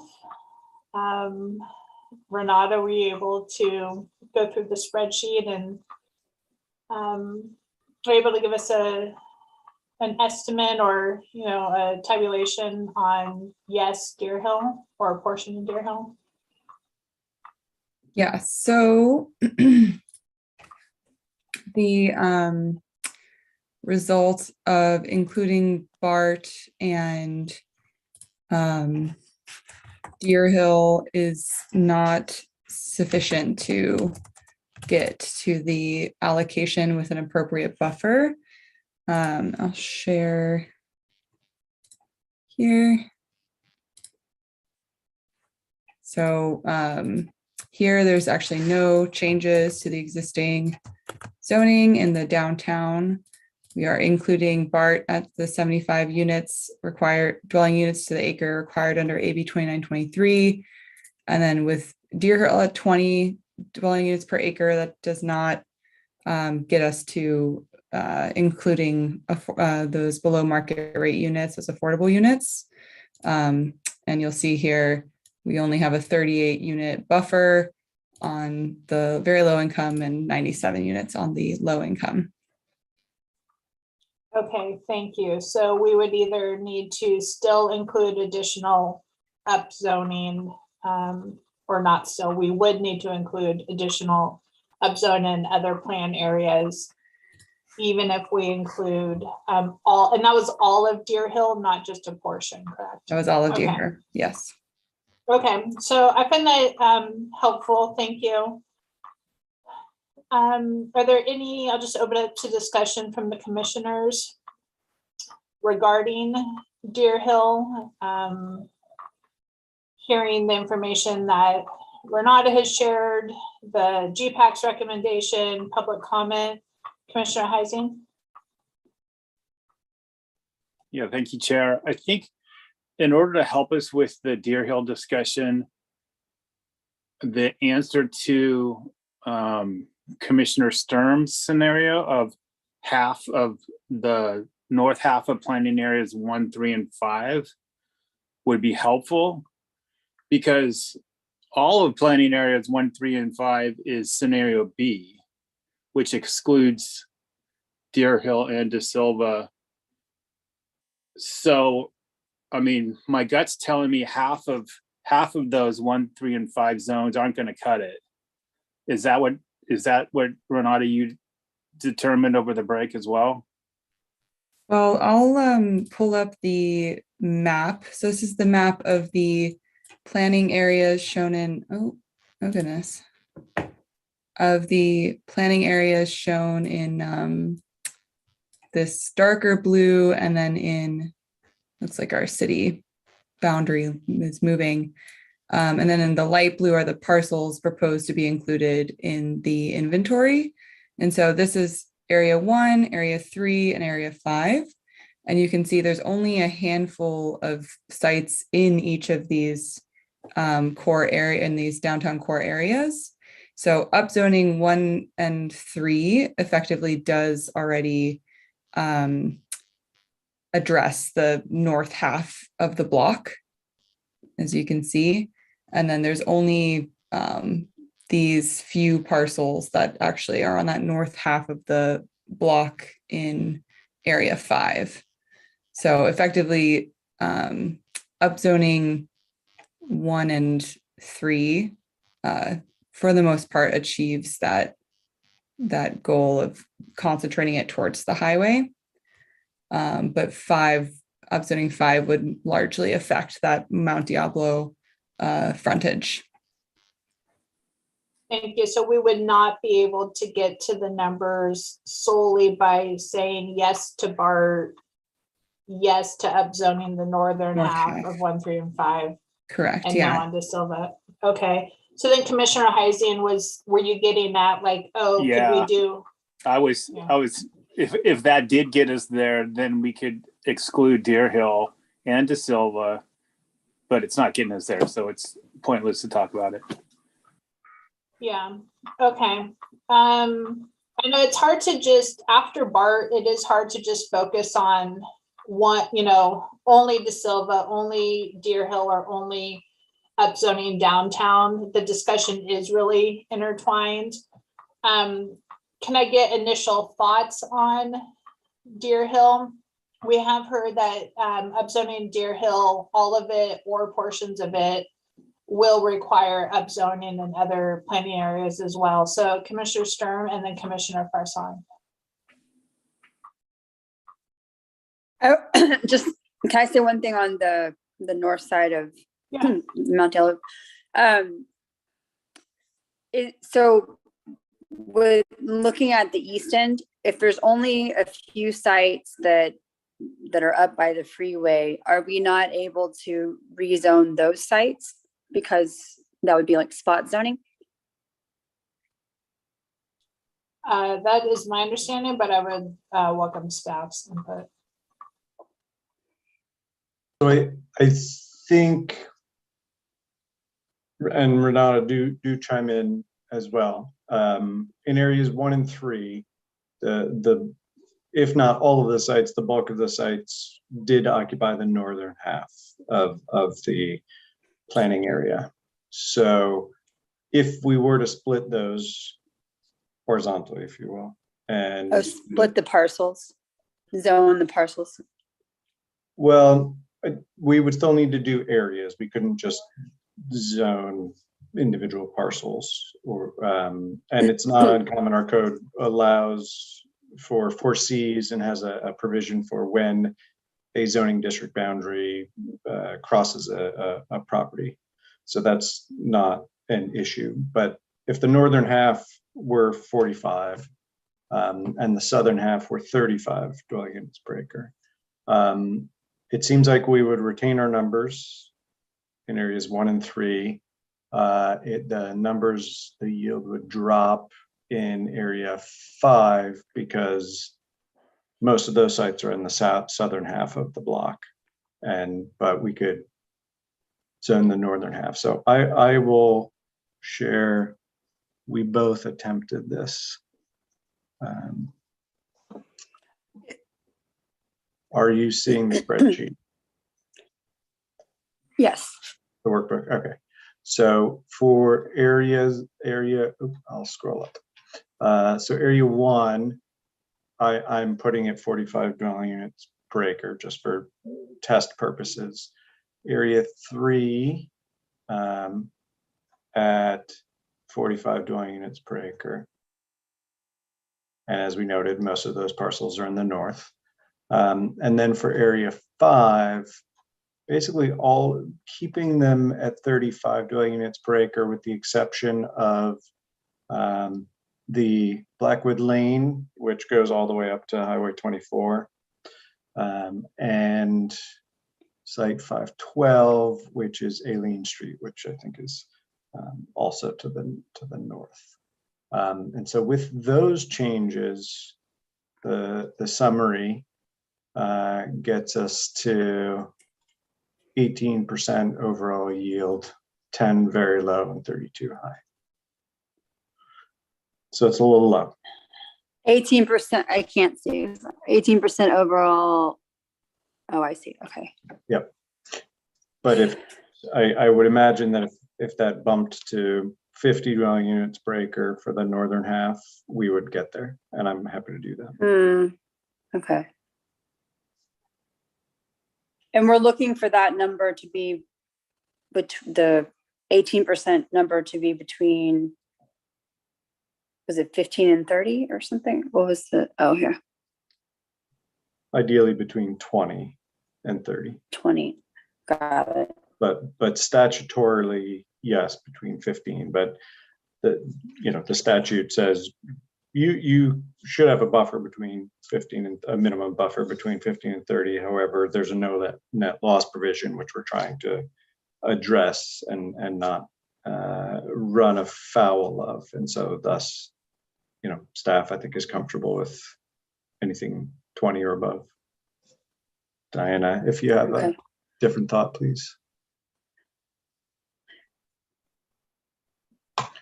So I'll run those numbers again with 50 and just see what comes up. Do you know what density the town center project is? It's about 50 dwelling units per acre, is my recollection.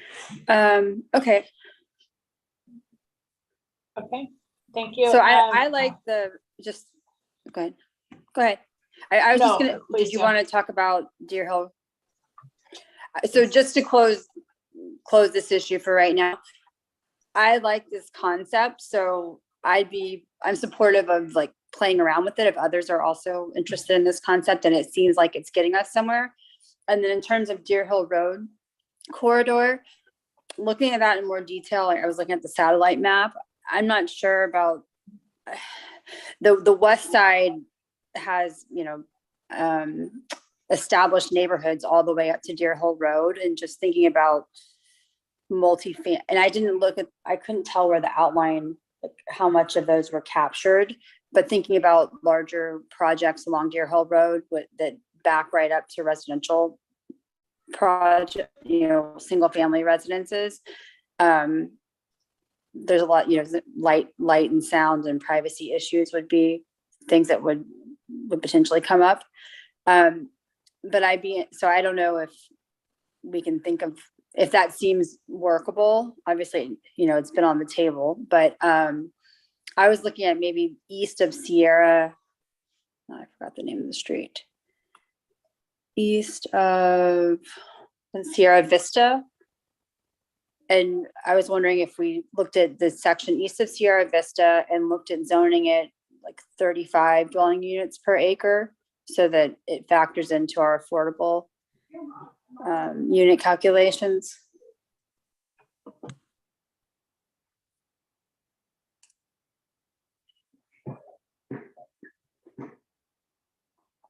I don't know how many parcels that is.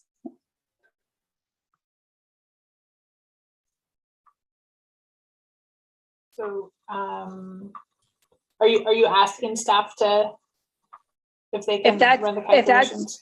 If that's of interest to other commissioners, and staff can run the calculations on that. I would like to see it.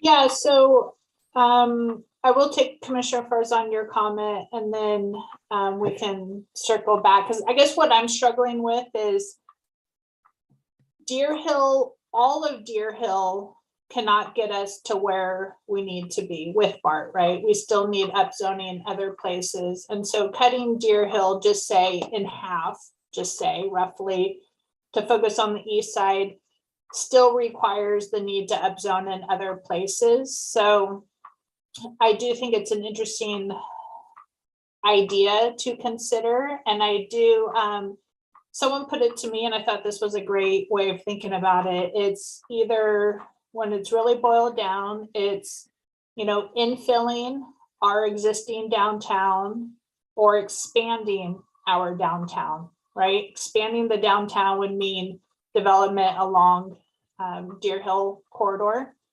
And I thought that was an interesting way of thinking about it. Commissioner Farzan? I was just going to comment on Deer Hill. I can wait. Yeah, no, we're in Deer Hill. Yeah. Please do. Yeah. My preference, if we can get to avoiding Deer Hill, that would be my preference because it's single family and it's also very high fire zone area. There isn't a lot of in and out in that area. And there's going to be a very large park development at a certain point on top of it. So you're adding a lot of potential traffic and danger. Now, if we have to do it to make other things work, maybe a portion of it, but overall, if we can avoid it, I'm on board with the way GPAC looked at it. That's kind of where I am right now. Yeah, that's helpful. Thank you. Commissioner Mason? Yeah, I also agree with what Commissioner Farzan said. I just think the traffic on Deer Hill really can't be expanded. And I think that traffic, especially once you factor in the terraces, kids from Akalani's, kids going to BART and Fireheads, I think that's just insurmountable and we should look elsewhere. Thank you. Commissioner Maggio? Yes, I too agree that we should not go to Area 8 Deer Hill. It is an existing residential neighborhood, and we've always been particularly taken care to preserve the character of existing neighborhoods. And I think once we cross into that area of Deer Hill, it's quite literally a slippery slope. Thank you. Commissioner Heising? Yeah, I will echo all the comments and support GPAC's recommendation on planning area 8. Being excluded. Correct. Okay, thank you. I too am in support of not including Deer Hill corridor at this time. If we can find a scenario that works without it. I will say, I think a lot of Lafayette is in the high fire severity zone. And a lot of Lafayette deals with traffic. So those aren't my reasons for excluding it. My reason for excluding it is very similar to the comments that we've heard for maintaining the zoning, the current zoning south of Mount Diablo. It's because that portion abuts a single family neighborhood. And I think that's my logic for choosing to go with GPAC's recommendation at this point for no on Deer Hill. So, so far we do have a majority, but Commissioner Sturm, I think you're the last one if you'd like to chime in on yes or no on Deer Hill. I'm still open to it. I've never been strongly opposed to it, but I definitely heard GPAC's opinion on it and strong feelings in public comment. The reason that I've been open to it is because I do feel that while it's solidly residential on that side of town, downtown is also not accessible to them. I mean, the underpass by the BART station is fairly friendly, but walking under, a freeway overpass is oftentimes not comfortable and desirable as a walk to the coffee shop.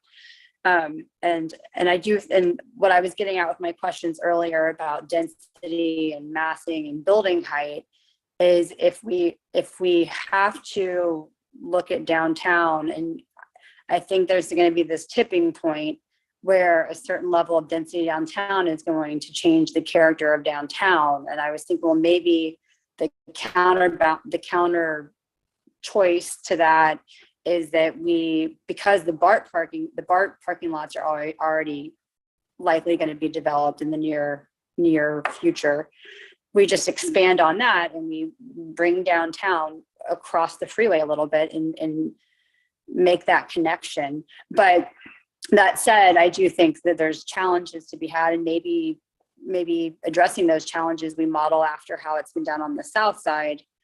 But I mean, I haven't looked at like the parcel map, but I was thinking, gosh, if you're looking at, one or two parcels being developed as multifamily or mixed use, and then you have houses right up behind them, that's an issue that we often sort of, bite our nails about, because there's different things that you have to think about there.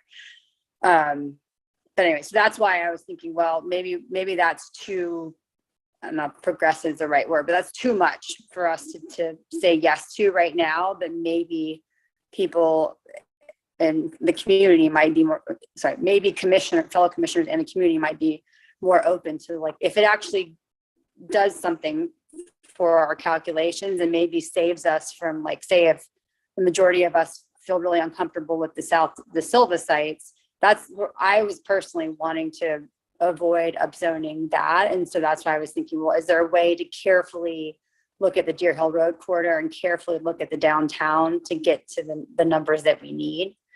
That's where I came up with but I don't know, since I never was able to, like, plug it in and staff started to work on that, I don't know if what I'm suggesting would work or not.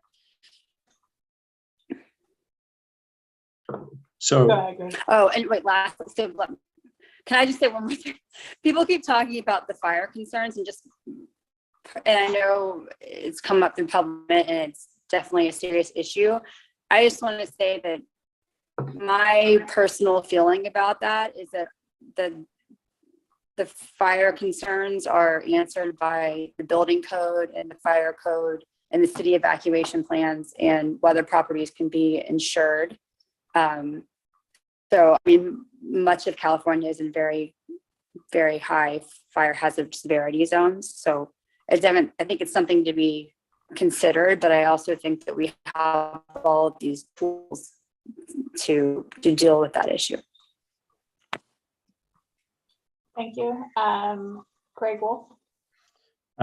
Thank you. So to Commissioner Sturm's question about the northern half of zones 1, 3, and 5. So with BART and the northern half of 1, 3, and 5 going to 50 dwelling units per acre, it looks like we could get to a 20% buffer. So I'll share. You're seeing the spreadsheet? Yes. Workbook, great. So coming back to here in zone 1, we're at 50 dwelling units per acre, in zone 3 as well. And then zone 5 remains at 35 dwelling units per acre, excepting those 2 sites I mentioned earlier, 511 and 512. That gets us to a 20% combined VLI and LI yield, which I think is at the bottom end of what staff's comfortable going to HCD with. Bottom end, but comfortable. Bottom end of being comfortable, but is it a percentage that staff or Diana could get behind? I guess I'm just trying to I guess point blank ask, right? Because we have seen other scenarios that were like 19%, which was not recommended. And a couple of our other scenarios, I'm just looking at the staff report, are 21%. But I feel like the combos for very low, the lowest was at 13%. So is 20% overall for very low and low a case worth making to HCD? I would say if that is the desire of the commission and the council, yes. The reason being this, guidance from HCD says minimum 15 to 30% buffer. That's not just any old buffer. It's, as we've discussed, the income levels of concern are VLI, very low income and low income. And even if it were 20% combined, but it was like 5% very low and whatever the commensurate average number, that would be concerning. But they're both in double digits, 12% and 33%, averaging to 20. And so I would be comfortable bringing that to HCD if that's the desire of the commission. And the total number of units, which is another factor Diana encouraged us to look at early on, sorry, I don't remember what the total was. Is that also in an acceptable range? It is 3175. Okay, thank you. So just to summarize, this is the idea of where the orange line is on the screen, more or less, right? Upzoning the northern half of 1, 3, and 5, which is north of the orange line, to 50 units per acre, or sorry, yeah, units per Yes. acre. And then south of the orange line within 1, 3, and 5 would be suggested at 35 units to the acre. Correct. So So this no change. envisions BART, yes to BART, and 50 dwelling units per acre north of the orange line up to the freeway. All other sites remain the same zoning. Okay, no De Silva and no Deer Hill. Does that include De Silva North or just no De Silva whatsoever?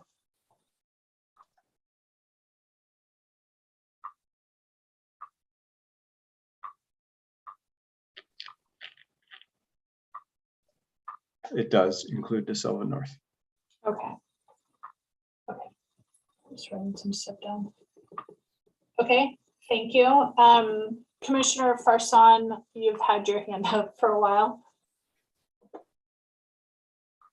Thank you, Chair. No, I was just gonna, that seems like a very good place to at least start jumping off points. So thank you, Commissioner Sturm, for putting that in.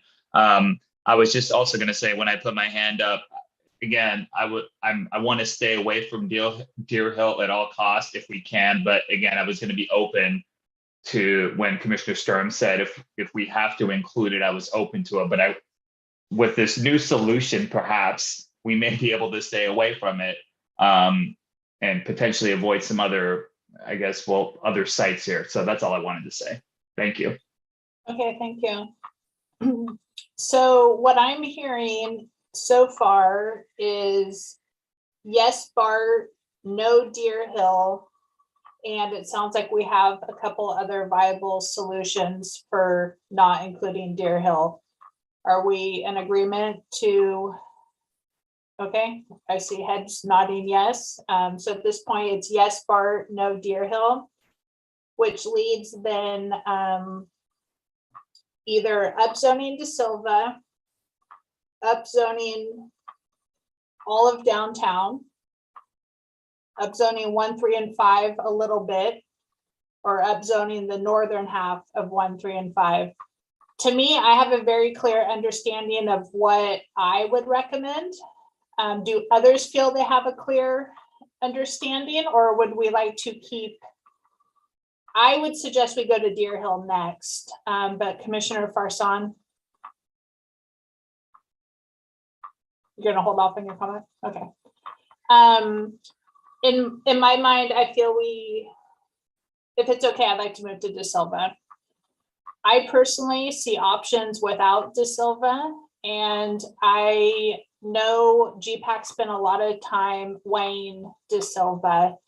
It was a 6-5 vote to include De Silva, and I know a lot of the communication that night was people really being on the fence, or a few people being on the fence, a few people feeling very strongly. I think there's strong reasons to include it, strong reasons to exclude it, but I personally really appreciate Commissioner Sturm's creative solution of suggesting upzoning in the northern half of 1, 3, and 5.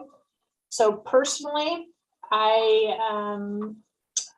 upzoning De Silva to me doesn't guarantee us a park. I think it actually might hurt our chances for a park. And I don't want to see that happen. I also think it's far away from services. And yes, I understand the traffic will then be potentially in the west end of town, but people are still going to need to come into the downtown to grocery shop, to go to school, to use BART. So that's where I'd like to start the conversation. Commissioner Farsan.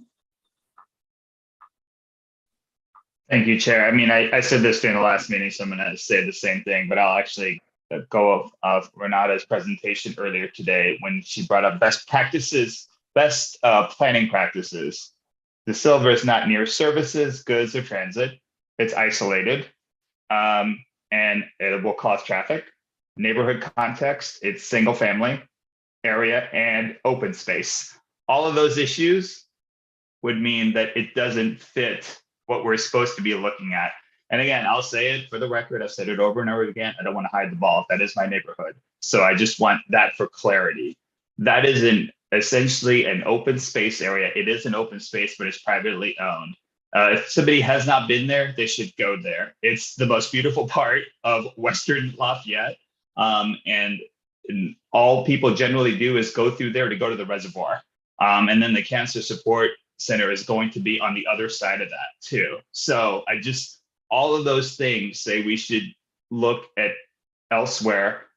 And the final thing, I know we've heard different things. Again, it's in the high fire zone, right next to a bunch of oak trees, next to the reservoir, next to a residential area. So that's just the way I look at it. And Commissioner Sturm's suggestions, and it looks like we could get to those without including Deer Hill, without including the Silver South. Again, we're talking about south, not the north that's there, which again, I'm open to because it's already zoned that way and it's not in the open space area.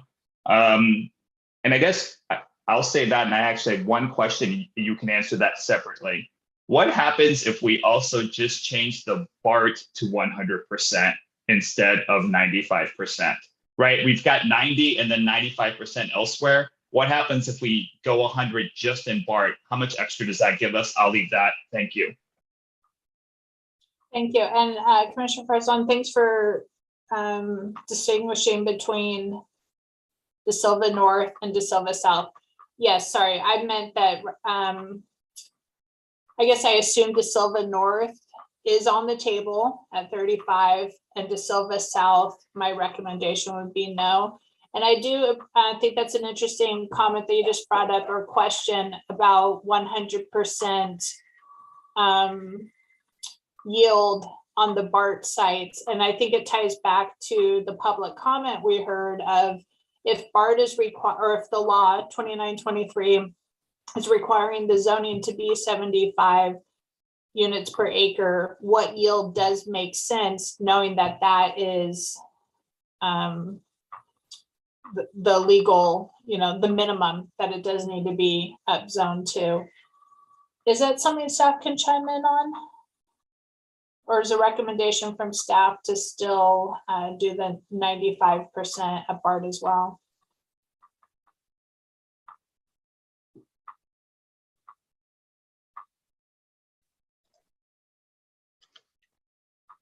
I think of all sites, BART might be the one where 100% could be most feasible in working with BART. I mean, they clearly have a goal of providing housing, and their percentage also affordable housing. So I don't think that would be an issue with BART. And if the city is inclined to do so, and I think BART will be a willing partner to get to that. So this is the first we've thought about that. Reserve the right to have additional thoughts on it, but and if Diana has any reservations about going to 100 there, we can work the calculation and see what the delta would be. Okay. Then Commissioner Sturm, I see you have your hand up, but I would like to suggest maybe we keep that in mind, but we table that portion, because either way, well, I'm guessing that even by using 100% yield on BART, that doesn't get us to what we need. We still need upzoning somewhere else in the city. So what I would like to suggest, Commissioner Sturm, if you have a question directly related to the De Silva discussion, if we could jump to that. If not, if we could kind of take a little quasi vote on De Silva, so that then we can move on to any other upzoning of the downtown to be discussed. So Commissioner Sturm, is your comment around De Silva? I can make a comment on that. I wanted to ask a quick question related to your question about BART, Sure, please. if possible. Just, so we've been talking about if it's an area where we especially want mixed use, then we would include a % or something below 100. I mean, BART, I think BART would be an area where we would really want mixed use, but is it possible to include 100, like to have 100% yield of the housing and a first floor of commercial? Or I was under the impression that like the density sets the height, and then once you, and you know, on the FAR, and then once you have that set, then 100% housing means like from the ground up is all housing. Is that correct? So could we realize 100% residential yield and still have commercial on the ground floor? Yes, it may require an additional story, but that's feasible potentially. I have to caution that, you know,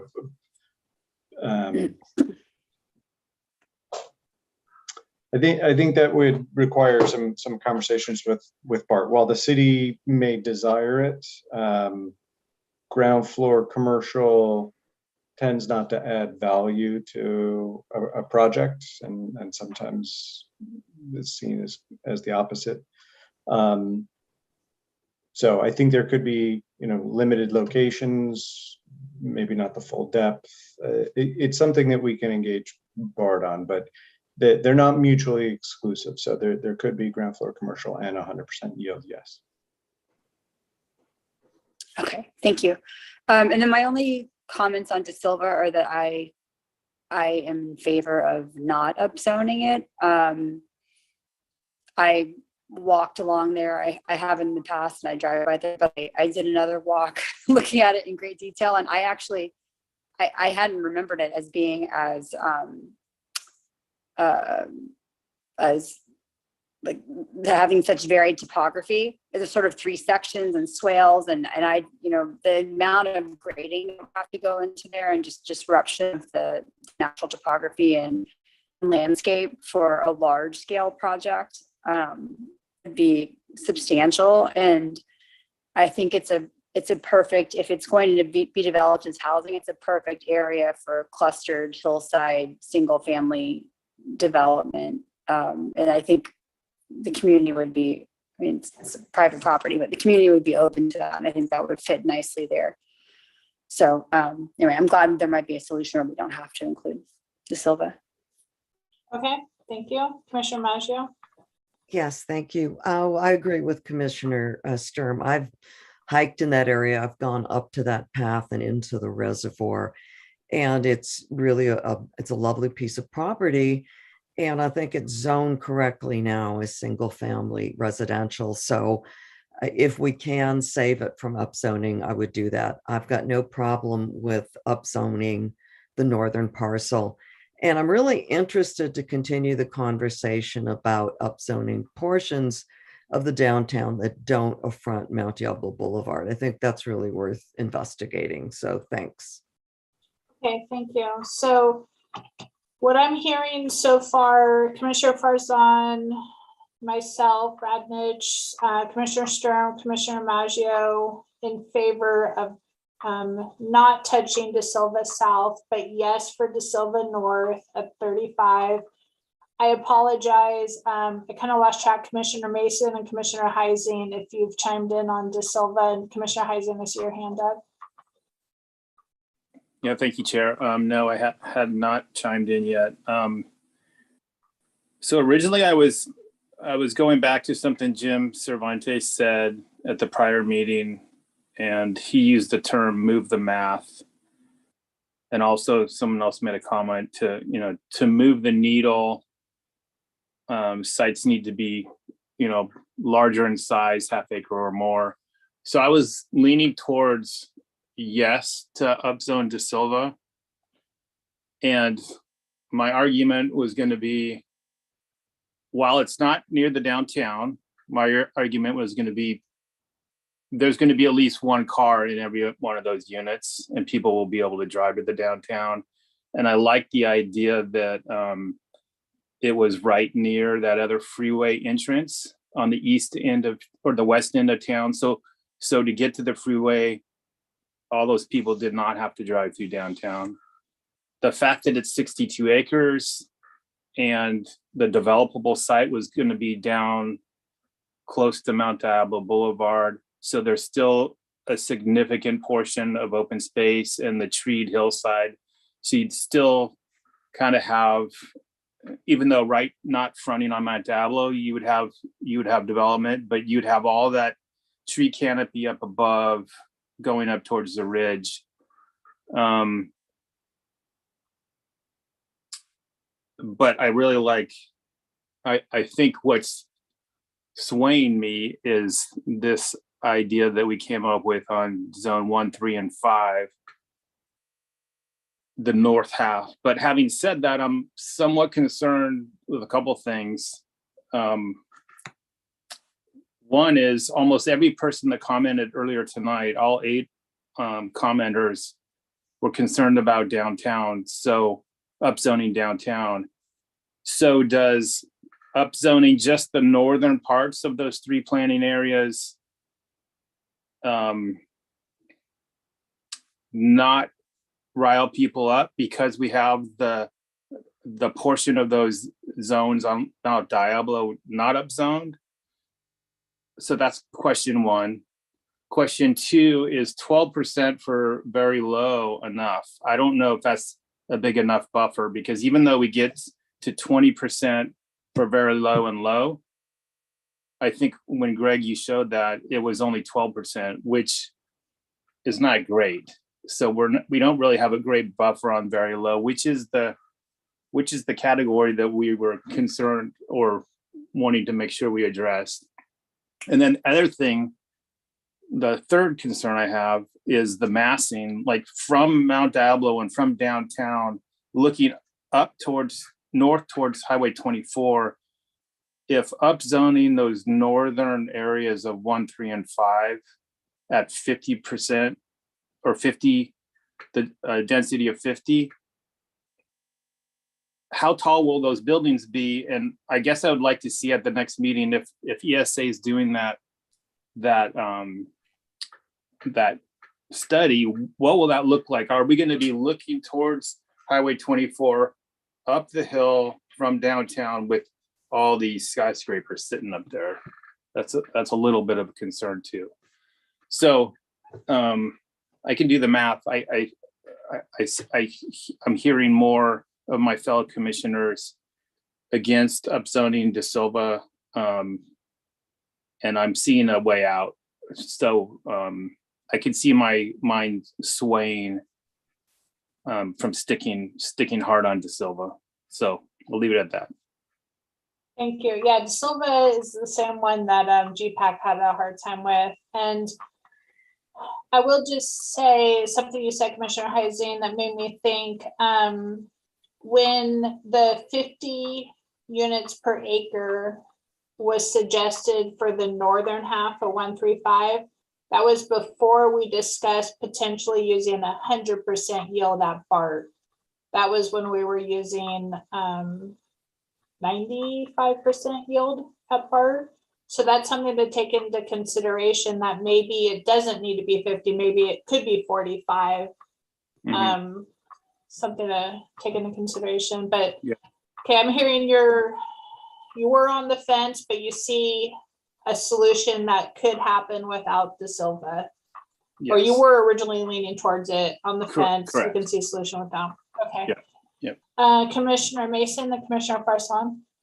Okay, thank you. I'm also on the fence. I looked at De Silva as the best of a bad situation. Like the idea of the north half of 1, 3, and 5. It's just that I just don't see the north half of 1 and 3. They're either too many new projects or the Safeway Whole Foods, which nothing's going to happen there. I just don't see the density getting the units there. The 5 I'm happy with. They're up against the freeway. There'll be better chance of low income there. but I'm still not convinced on we can get there on 1 and 3 when you look at individual parcels. And maybe somebody from staff can help me out on there.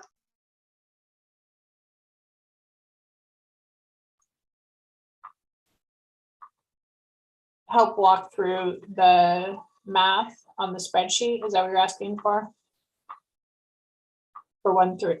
No, well, what I was looking is not so much the map on 1 and 3. It's the line is clear, but once you subtract out areas which they're not going to be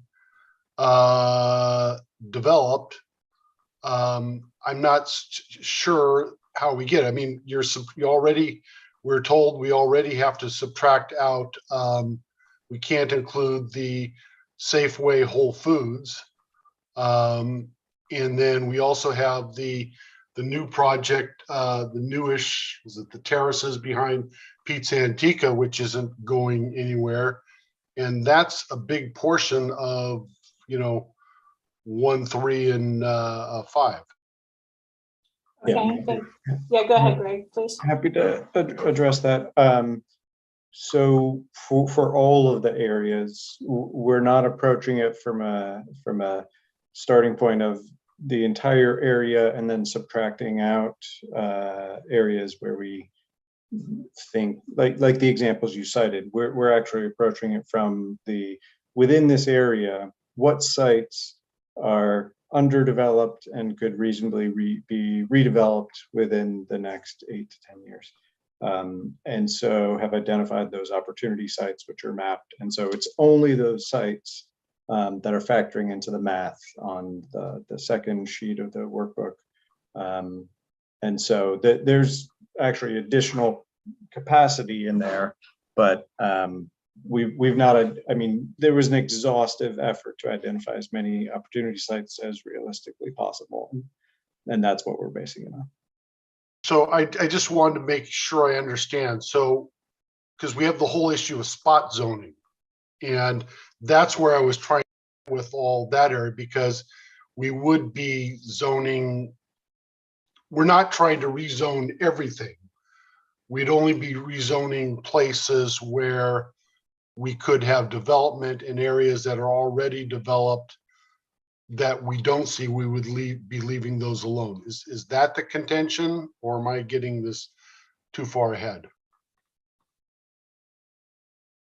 So I think in the scenario that Commissioner Sturm put out, it would upzone BART, which we know is already happening pursuant to state law, and it would only upzone those areas of the downtown mid-block north of Mount Diablo Boulevard up to the freeway. So that strip would go to 50 dwelling units per acre.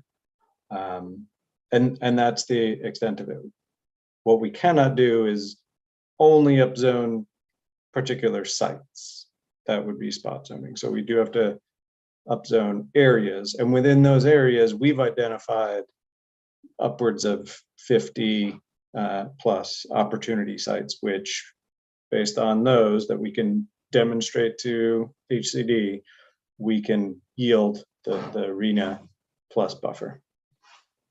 And I apologize, I'm still trying to wrap my head around this, but we can't spot zone, upzone, but we can zone a whole portion knowing that a good portion of it will never be, or in the foreseeable future won't be built on or zoned, but we can upzone everything just to get 1 or 2 little spots, and that's not spot zoning. Is that? That is correct. There's always a time frame associated. So, for instance, if we upzone the core area to 50 dwelling units per acre, let's say, so that's upzoning all of the properties. But I think we recognize that town center, the third phase that was just built, became occupied within the last 2 or 3 years. That's easily got a 50 to 75, maybe even longer time frame before it probably redevelops. And so we would not count that as an opportunity site, neither would the state. But there are sites that, like the AT&T parking lot adjacent. That is an opportunity site. It's a parking lot. There's a building with equipment in it, which is pretty modest in size, but housing could easily go on that parking lot. And so, yes, we will do areas, and then within those areas, some are more ripe for redevelopment, and we've identified those as opportunity sites. Okay, thank you very much.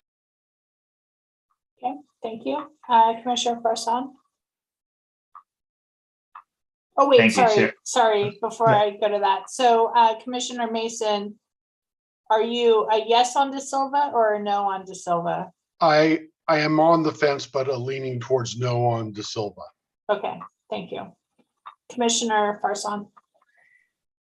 Thank you, Chair. Sorry you've heard so much from me tonight. I was just gonna, one thing that Commissioner Heising mentioned about the very low percentage on the buffer.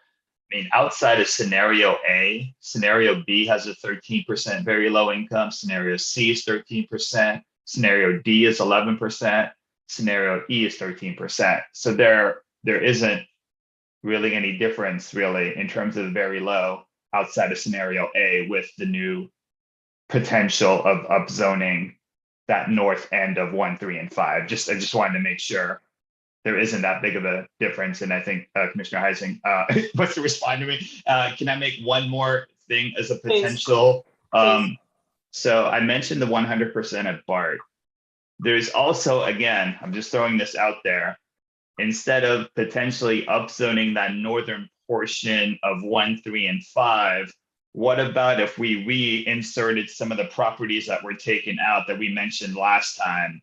I believe Diana said that at least a parking area of Plaza Center could be included. There are some other areas that had that could be, maybe not the whole thing. I'm just trying to come up with potential creative ways of getting there without having to upzone, but I'll be quiet now. Yeah, I do appreciate that. I will, I believe Diana said the city does not have a record of doing development within just the parking lot. So in the McCullough Safeway area, it would not be a good idea. Diana's expressed in the past, it would not be a good idea to include that as a site. And I will say too, I think it is great that we are going through this in great detail. For example, Commissioner Sturm's idea of the northern half of 1, 3, and 5 is something that never came up before in GPAC. And even 100% at BART is something that didn't come up before. So I do think our conversations are really important, and they are leading to well thought through or will lead to a well thought through scenario. But I do also want to be mindful of the work that GPAC has put in, right, over the last almost 2 years. And just because it's a recommendation doesn't mean we should 100% take it. But I do think we should be mindful of the different scenarios GPAC has walked through, the different inputs Diana has provided on, for example, the development of parking lots within a highly functioning shopping center, that sort of thing. So with that, Diana, if there is anything you would like to add in regard to Commissioner Farsan's comments? No, just I think that, we're trying to do, I think the overall thrust of everything that we're trying to do is, what will HCD accept? And based on what we have already heard from them in terms of the meetings we've had with them, also the experiences in Southern California with their housing elements. So, we can definitely push the envelope, and I feel really it's important to basically try to do stuff that we know that HCD will accept, and without going beyond the bounds that we've already heard they won't accept. That's, I think, the ultimate thrust of all of this. Thank you. Commissioner Heising. Yeah, thanks, Chair.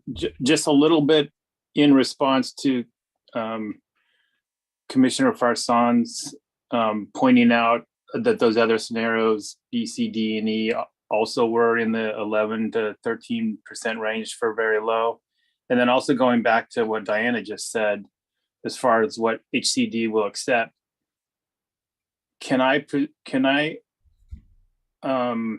presume that scenarios B, C, D, and E with, although the combined percentage was close to 20, the very low at 11 or 13, do you think HCD will accept that? Because that was my concern. That's why I was originally leaning for supporting what GPAC recommended and upzoning the De Silva site, because a 29% buffer for very low and low and a 21% just for very low is a heck of a lot better than 20 and 12. Yeah.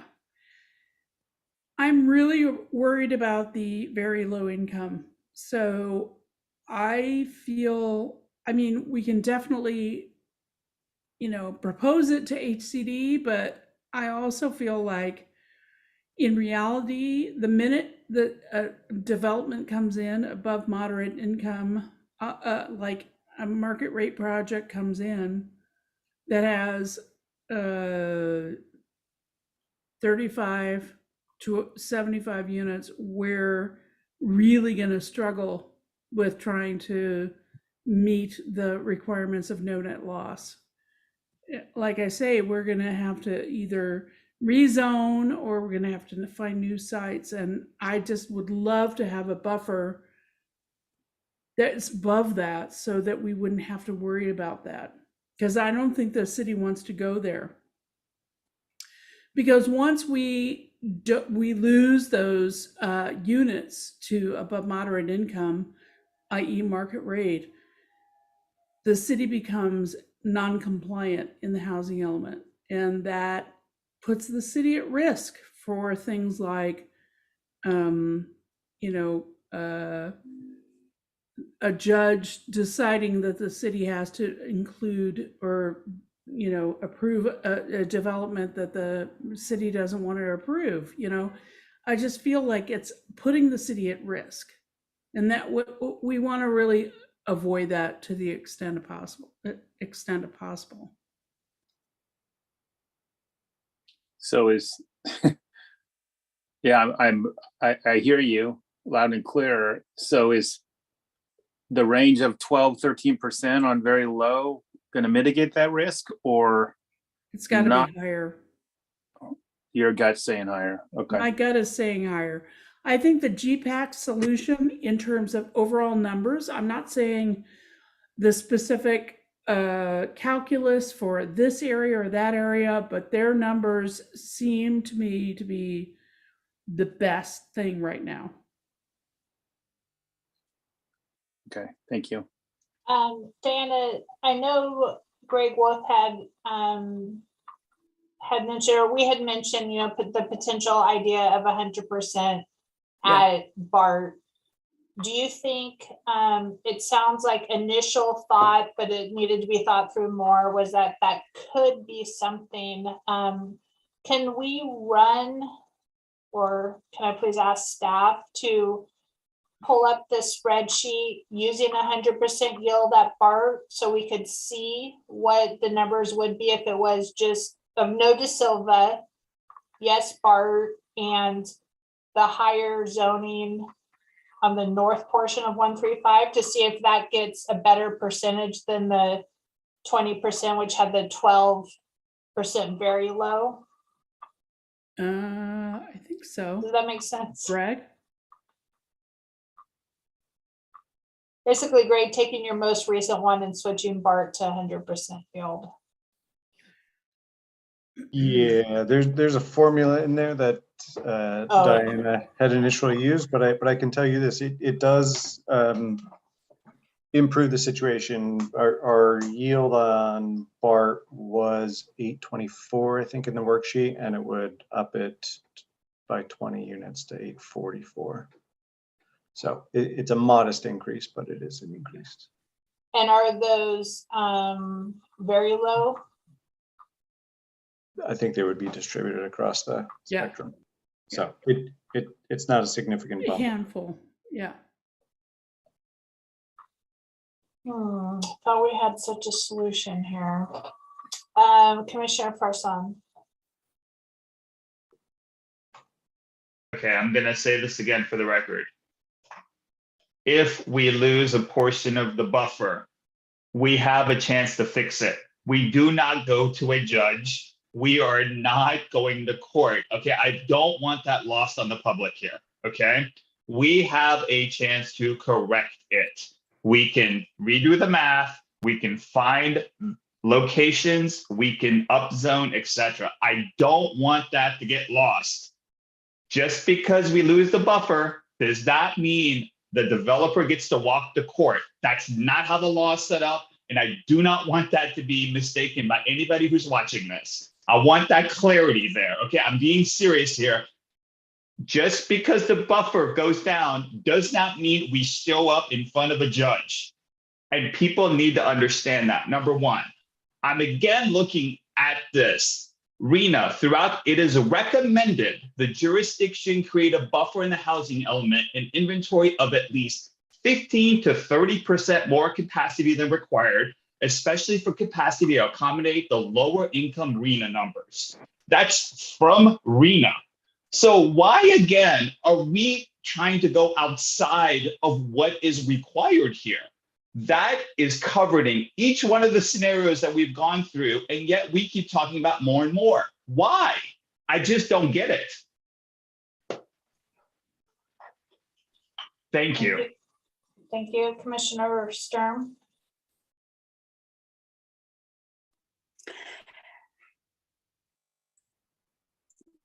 I wanted to ask, so it sounded like when Diana was explaining this again, there's sort of two issues and two processes. So it's a question of what HCD will approve, but they could approve a buffer that could still lead us to have issues if some of those sites that are included in our inventory are not developed to include the lower income bracket housing that we were anticipating or planning for.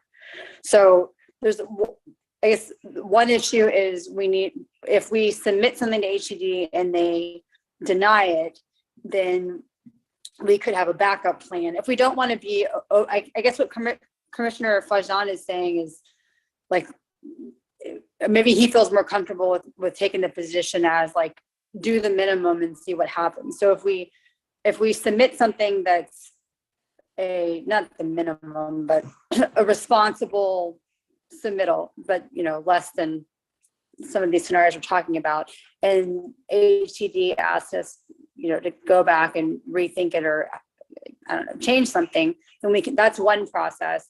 If we submit something and HTD approves it and our buffer is such that we have issues down the road, that's another process. But I guess what Commissioner Farsan is saying is both processes allow us to like answer the problem.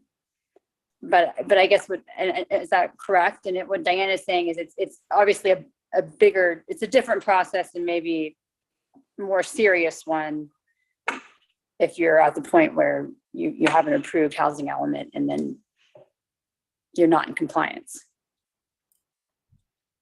I would never advocate any situation where we know we're going to be running into a situation with being out of compliance within the 8 years of the housing element. And that's what I've been advocating for in terms of the buffer. The city can decide differently. It wants to like try to, hedge its bets. That's fine. But I'm coming from this from a standpoint that I don't want the city to have to do that. I don't want the city to have to either rezone or get basically go out of compliance in the 8 years in order, I don't want the city to go out of compliance. So it is in a state of being subject to lawsuits or a judge or anything like that. That's my goal. The city can decide, you can decide what you want to do. What we're trying to do here is tell you how you can comply with state law and not run afoul of it during the middle of the cycle. That's, I think, the most important thing. The laws have changed so that if we don't have enough sites zoned at the right densities, because they've at some point, because all the buffer is eaten up by some other other development, either non-housing or housing above market rate or at market rate, I don't want that to happen, but it's a decision you have to make. Yeah, and I think to some degree it's a comfort for risk. Whether it's investing your 401 or depending on your age and risk tolerance. The council has always budgeted very conservatively and asked staff to do that, where revenues are budgeted and estimated, projected to be low and costs high, and thus we've always achieved a balanced budget and then some. And I think we're approaching it in the same vein. And Commissioner Farzan is correct. We will have an opportunity to remedy a situation. We're just trying to avoid that situation. But it is trying to find that balance of not overdoing it in terms of upzoning, but not doing it insufficiently and really setting yourself up for almost a known issue mid-cycle where we're going to need to go through a potentially similar exercise tonight. Thank you. Go ahead. I see one thing, and there's the buffer that HCD is requiring, and then it sounds like the buffer that Diana and staff are suggesting is based on experience in the past, like a real world experience with our own housing developing in other jurisdictions. Well, HCD has recommended, there's no requirement for a buffer, but HCD has recommended at least 15 to 30% for low and very low income. And so that's what we're trying to, achieve here. You're right that we have historically not performed in those lower income categories, but we need to plan to be able to accommodate for them through this process. And so I think there's a potentially borderline solution as proposed, I think, by Commissioner Sturm, with including BART and then 50 dwelling units per acre on the northern half of 1, 3, and 5. We talked about going to 100% yield on BART, which I think is reasonable considering the partner there. And if need be, and the commission and ultimately council are supportive, we could take that up to 80 dwelling units per acre, which is a modest increase, but it yields kind of a more significant delta because BART has committed itself to doing a higher percentage of very low and low. So that is an option you could look at now, or if we submit to HCD and they say, no, your buffer is too low for very low income at 12%. It needs to be minimum 15 to meet our published guidance, and so that would potentially get us there. Thank you. I do think that's helpful because what I would like to do is take Commissioner Farzan's comments, Commissioner Mason's comments, and then I would like for us to move forward in our discussions. I do think obviously everything we've talked about thus far is very important. And I think just it's great perspective. It's interesting perspective, and it is leading us to a couple discussion scenarios that haven't been thought about before. So Commissioner Farsan, did you take your hand down? Okay, Commissioner Mason. Yeah, thank you. I was trying to look it up in the meantime.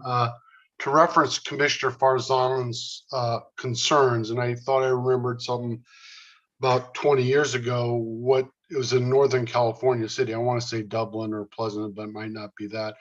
That the judge, it did go to the judge, and what the judge ruled is they basically blocked all residential permits until everything was brought into a conformance. So that's a lot different than the other scenario, because the judge doesn't really have that much authority other than to take over a project, but they do have a lot of authority to block things until you bring into conformance. Thank you, Commissioner Farsan. Thank you, Chair. I just want to make sure that nothing is lost in confusion in terms of what I'm saying. I'm not in favor of the minimum. I've never said I was in favor of the minimum. Number one, I don't want to get that lost. Number two, if you're going to find a bigger proponent for very low income and low income housing than me, I'd say try to find somebody. It's very important to me. And as I said during the last meeting, the thing that bothers the hell out of me about HCD, they set the buffer and blame the city when developers don't want to build that. And then they come back and say your buffer is lowered because the developer decided to build above market housing. It's kind of a weird dynamic to be in. The scenario that Greg just went through got us to 20%, which is close to the mid-range between 15 and 30%. Very simple math. 22.5 is mid-range between those two. So we're close to that. I understand the very low income is at 13%, but I still think there are some things that can be figured out to bring that up. And again, if we down the road get this approved and something happens and our buffer is lowered, we're not handcuffed immediately. We have an opportunity to remedy it. I just want that. I want to make sure people understand that. No one is going to say you have to let X, Y, and Z happen until we have a chance to remedy that issue. Thank you.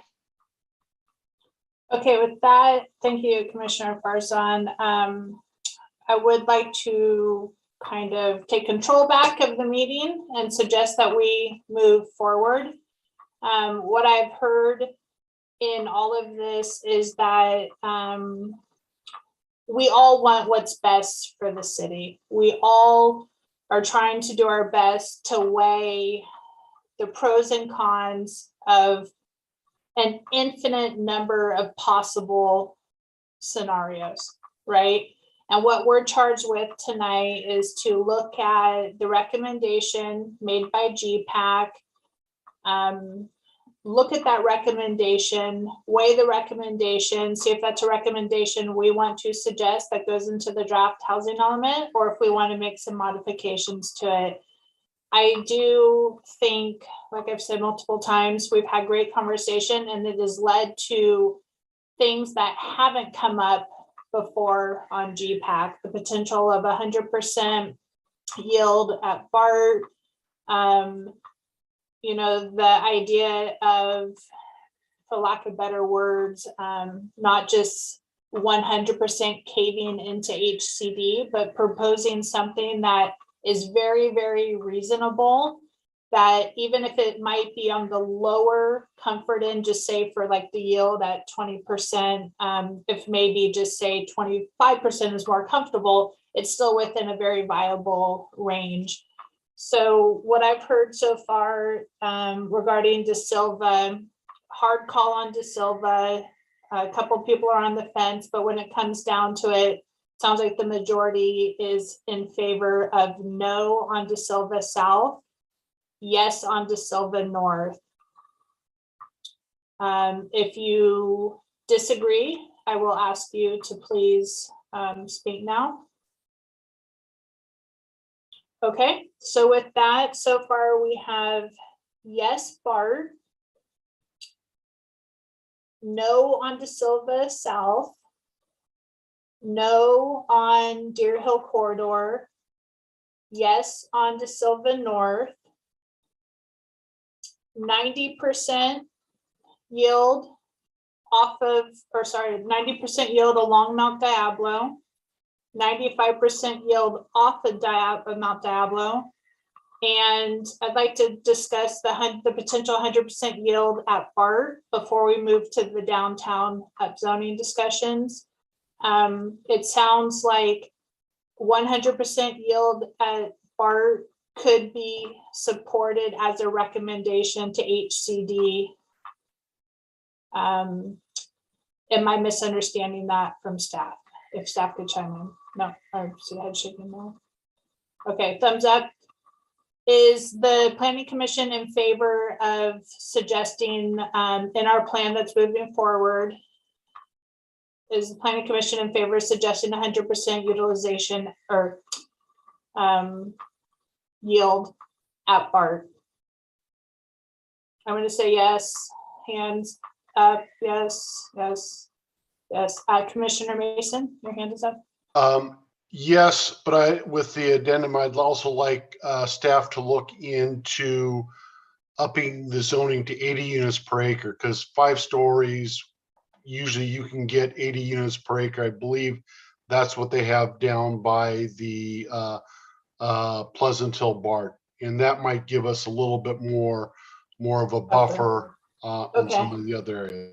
Okay, so yeah, before we go on to that, I'd like to just focus on the yield for BART, and then we could discuss the 80 units per acre when we're also discussing the downtown. So sorry if it was sounding like a motion. I didn't mean for it to sound like a motion. I was just trying to summarize. Commissioner Mason. Well, sorry, because for me, they are kind of intertwined, because 80 units per acre at 95% is probably about the same as 75 units per acre at 100%. And if there was a concern about losing the argument at 100%, then a simple backup might be 80 units per acre at 95% and still get us in the same spot. I understand now. Thank you. I was assuming it would be 80, I guess in my mind, it would be 80 units per acre and 100% yield. But I understand what you're saying now. Thank you. So that leads up, oh, go ahead, Diana. The only concern I have is for the BART site. You know, we've talked about the possibility of there being some mixed use on the site. And so the you know, overall, we've really tried to account for that by saying it's not 100% affordable, or not 100% residential. And so I just want to put it out there that you might want to consider less than 100% residential on the BART site, because if you have any idea that you might actually want some commercial on the site, I think that, you know, the realistic capacity there and what we want to, you know, demonstrate to the state might include something less than 100% residential. Okay, thank you. And so I guess to Commissioner Mason's point, and then also to other discussions that we've had of the 90% along Mount Diablo to potentially account for mixed use, would your professional recommendation, Diana, be like 95% at BART or 90? Do you have it really depends on, you know, the appetite for the planning commission in terms of how comfortable you would feel about having something being the level of maybe residential on the site. I would recommend it maybe 90%, just because it's a huge site, and I would think that at the ground floor, you might want to consider something more than just 100% housing on the site. But, you know, I don't know. It's really up to you. Okay, thank you. Commissioner Sturm? So I am a strong proponent for ground floor commercial at the BART sites. My question about yield is it correct? So we're talking about 90, if we are assuming ground floor commercial retail, like on Mount Diablo, and the density is 35 units per acre, then it's a percentage of that density, right? So for 35 units per acre, 90 made sense. If you're looking at a higher density, like 75 or 80, would 95 make sense? Is that the right way to think about that? You know, if it's one floor of a 5-story building versus one floor of a 3-story building, it's a smaller percentage. It could be whatever. I think it's really a math problem and what you think is the likelihood of development. And so given who the developer would be, in conjunction with the city, BART would work with us to put out an RFP. And so if we wanted to achieve 75 dwelling units per acre or 80 dwelling units per acre and commercial ground floor, I think that's achievable. It just means going up higher, essentially. So BART's 2D work plan standards require an FAR of 3. So that may need to tick up in order to accommodate the desired ground floor, but it's just a matter of being able to accommodate both within the permissible, essentially, FAR and height.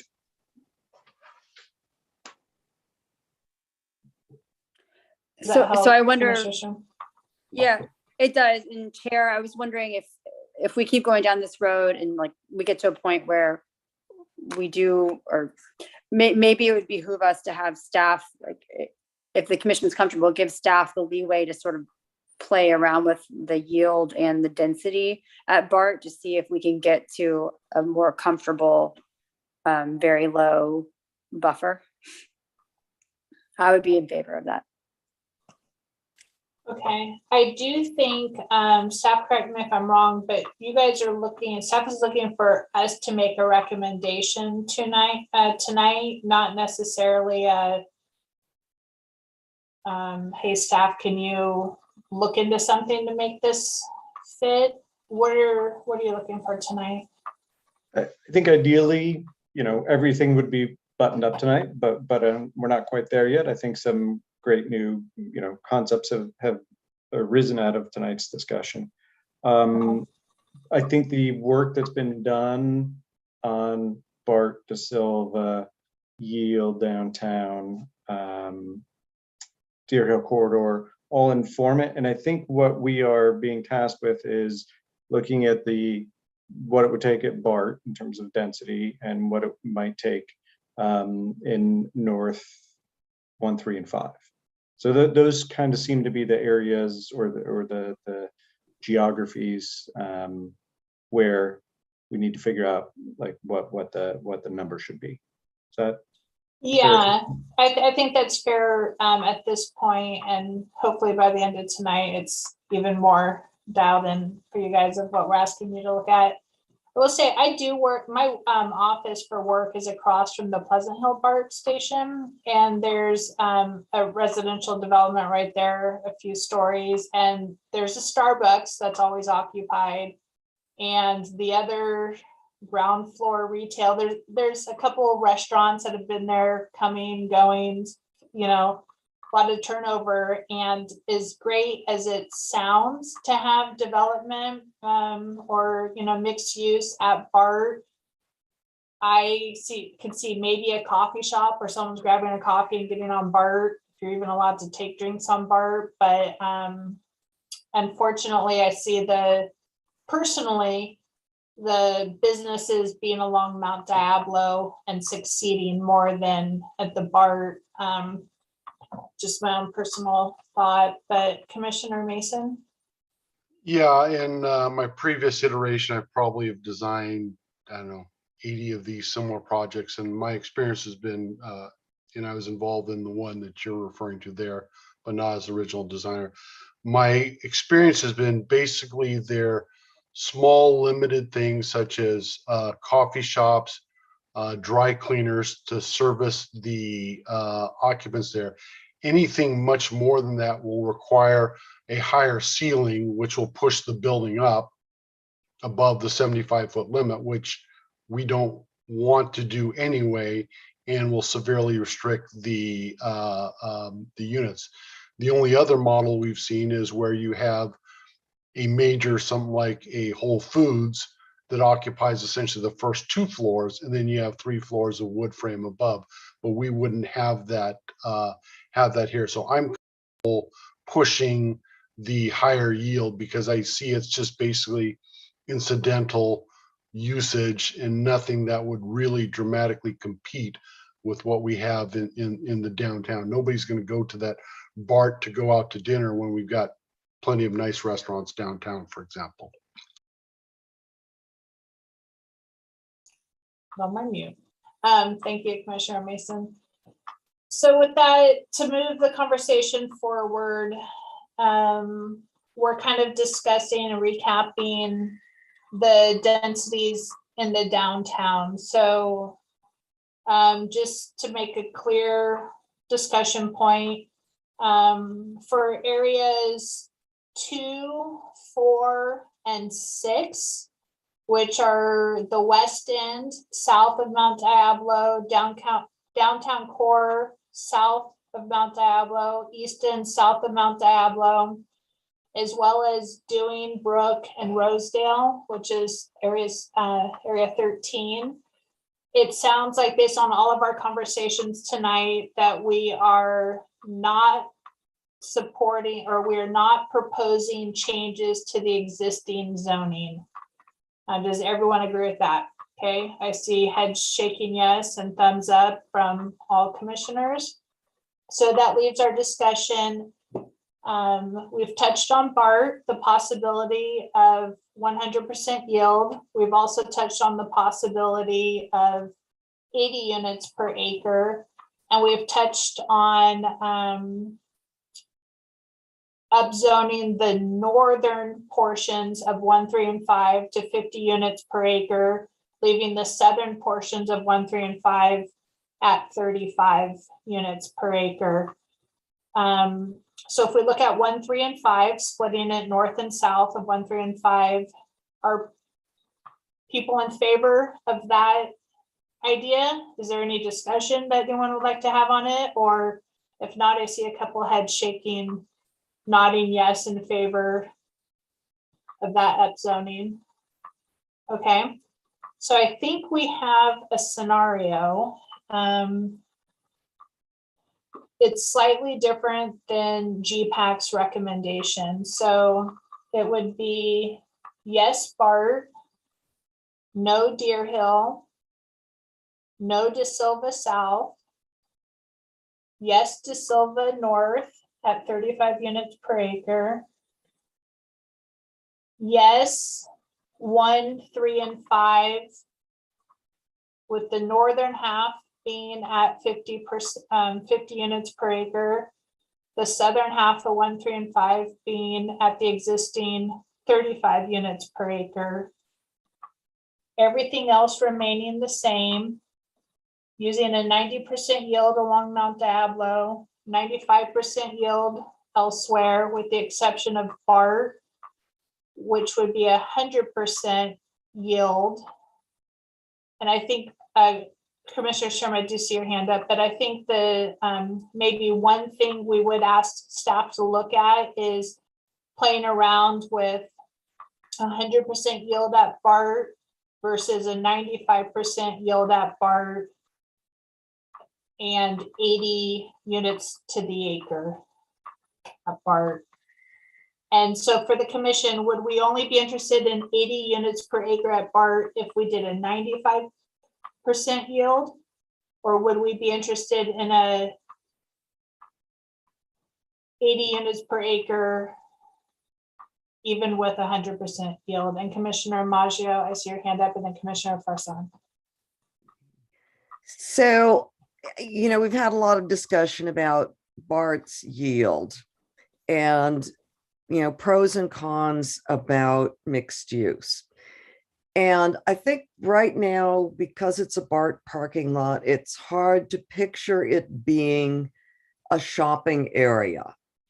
But in fact, I see that it could be, and it could, right now we have most of our shopping area down Mount Diablo Boulevard. It's a big, long strip with a few exceptions now as we go around Lafayette Circle. This could develop correctly, widen that downtown retail area. There's a possibility for that, even though what you're looking at right now is a BART parking lot. So that wouldn't be a bad thing at all, because it would divert some of that activity off of the main street. So with that said, I think we need to leave a little room open if in fact that did happen. I've sat in meetings for years where I remember some commissioners said, oh, that Lafayette Circle, it'll never develop. We'll only develop the main part of town. And lo and behold, that's really taken off, and it's become quite a dining mecca. So, you want to leave yourself, when you make decisions, with as many choices as possible for the future. So I wouldn't totally discount that. And I think personally, I'd be in favor of increasing the density there over the 100% for those reasons. You just want to give yourself a few more possibilities going into the future. So.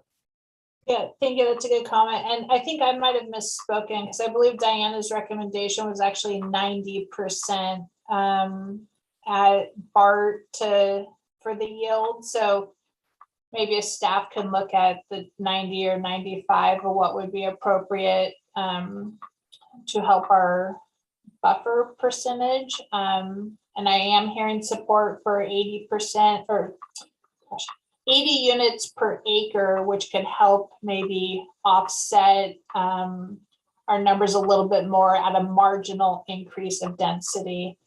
Commissioner Farsan. Thank you, Chair. I was going to say, so just one point of clarification from me. So we moving from, so as I understood the GPAC, it was 95% already for BART. Now we're going down to 90% as a potential?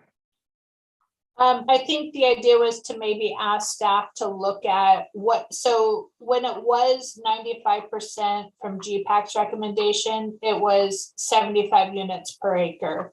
And so I think the request would be for staff to run the numbers of the density of 80 units per acre and a percent of 90% yield versus 95% yield, 80 units per acre, just to see what that difference is, if it even moves the needle for our very low and low buffer.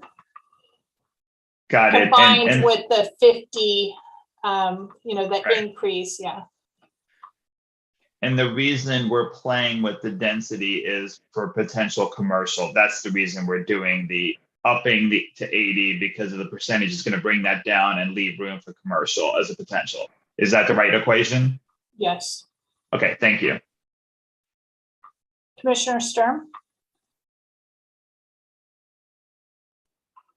I was going to say that it sounded like 90% was good for mixed use, but then when you, Chair Radnich, and Commissioner Mason were talking about how sort of lighter retail and commercial seems to be more successful in these transit-oriented developments at BART, then I thought, well, maybe 95% would be sufficient. But then when Commissioner Maggio shared her thoughts, I got more excited about the idea of this ground floor or potentially 2 stories of the BART development being the extension of the downtown that serves, foot traffic from the north side of town, the adjacent north side of town. And I just wanted to bring up 2 points of potential future connections that would make that area more desirable. One, unless I don't know what's going on with it now, but there was a plans for a plaza right at BART that would be a nice pedestrian connection around town center. So that would be, if that's still moving forward, that would be something that would really draw make an easy sort of footpath and draw people from the downtown. Like, maybe people would have dinner downtown and then they would walk through there and around under the overpass to, have dessert somewhere else, like a cupcake shop or something.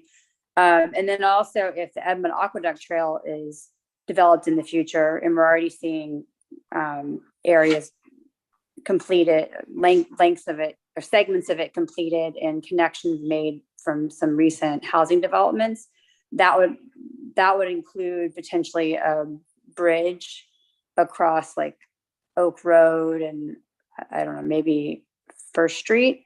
And that would also be a way that, would make it multimodal sort of route to that side, to the parking lots on the north side.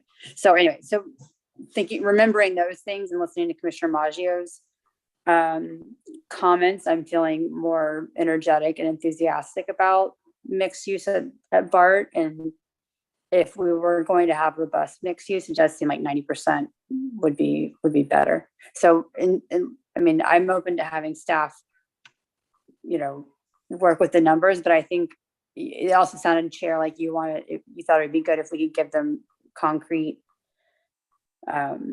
way forward. And so mine would be 90% at 80 units per acre density.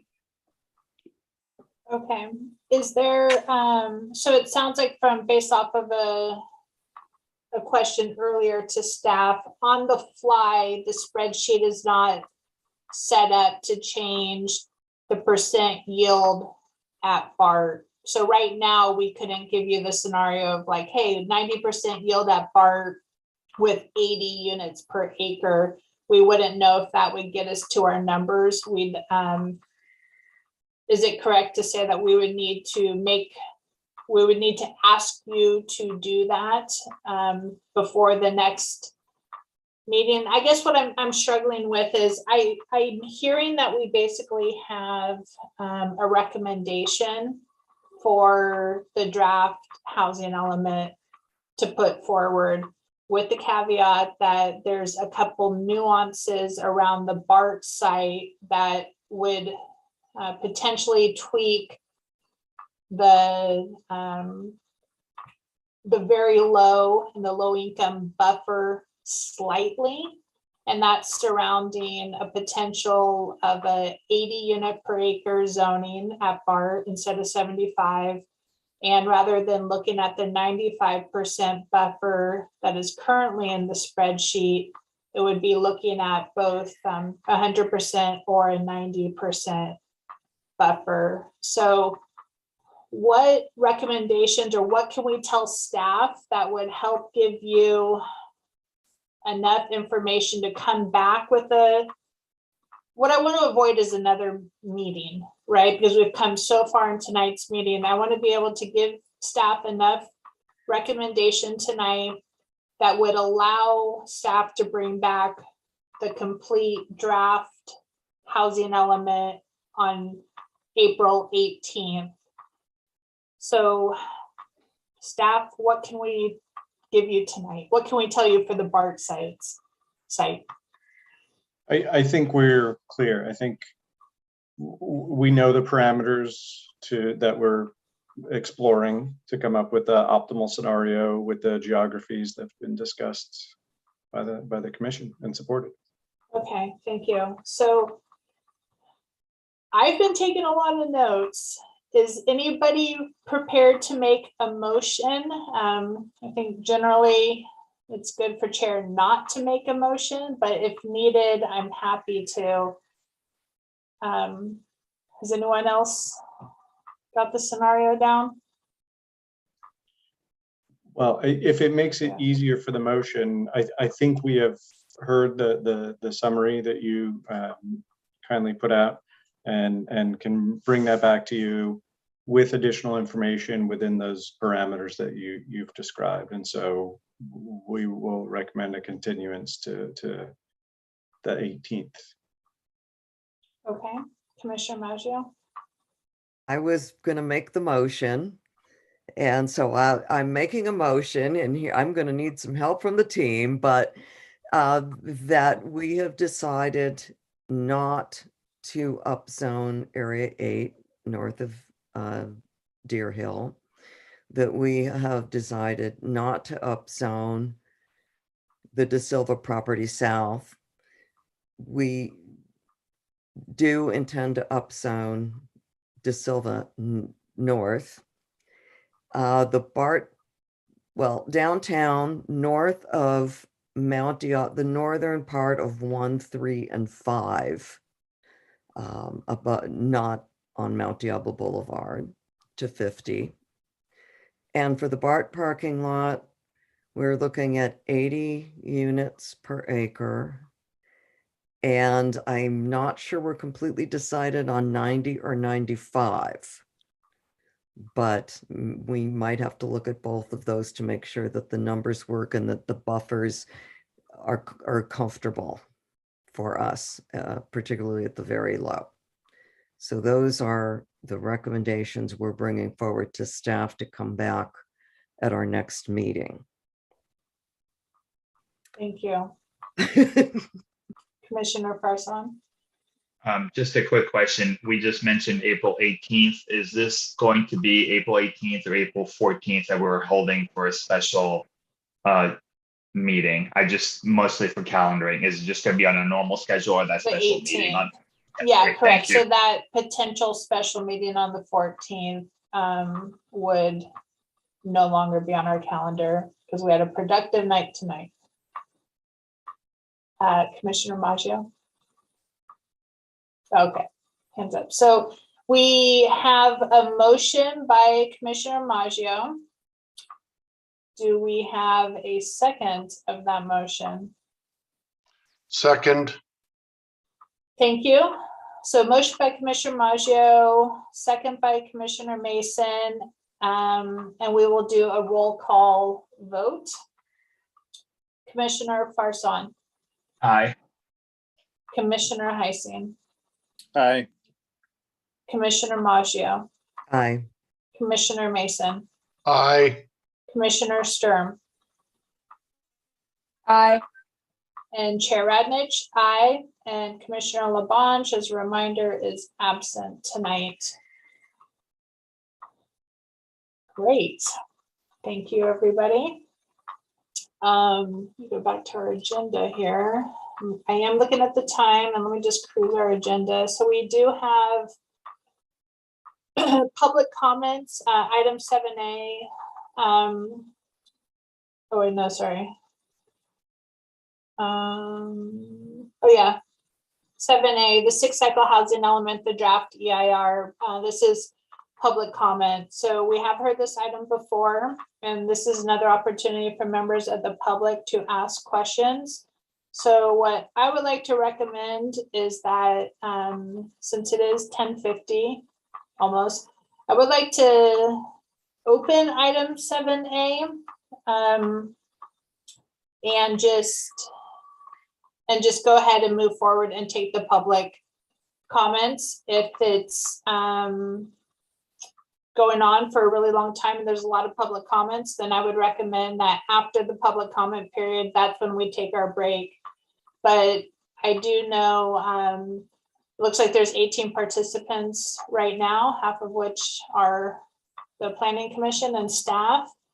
So if everyone is open to that, I'd like to just move forward with starting item 7A. Okay, I see heads nodding. So 7A, 6-cycle housing element update, draft EIR, public comments. And so we will conduct a public hearing to receive verbal public comment on the draft EIR. And, oh, Mr. Evans, you've been hanging out. Welcome to our meeting.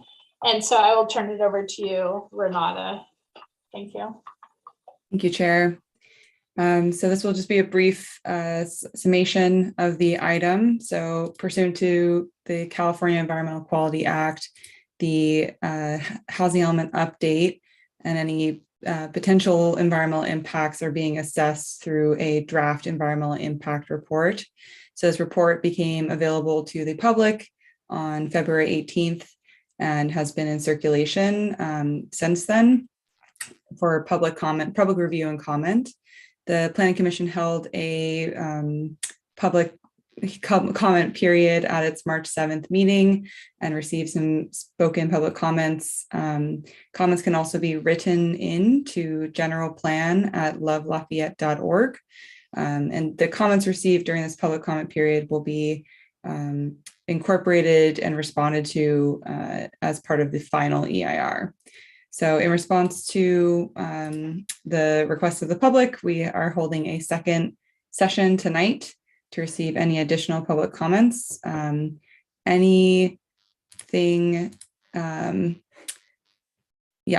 an opportunity to provide written comments after tonight up until April 18th. And those can be emailed to generalplan@lovelafayette.org. And if Luke wants to add anything else, otherwise, okay, well then we will leave it there. Thank you. Okay, thank you. Are there any commissioner questions for staff before we open up for public comment? Okay, seeing none. I will also just note for a second that it does look like maybe Commissioner Sturm, her connection fell off. So just noting that. Let's open up for public comment. Are there any hands raised? Oh, Commissioner Sturm is back too. So if you would like to make a public comment on this item, please use the raise your hand function at the bottom of your screen. And there are no hands raised. Okay. Actually, there is one hand raised. Okay. So it's Rob Lavoie, and I will promote him now. Thank you.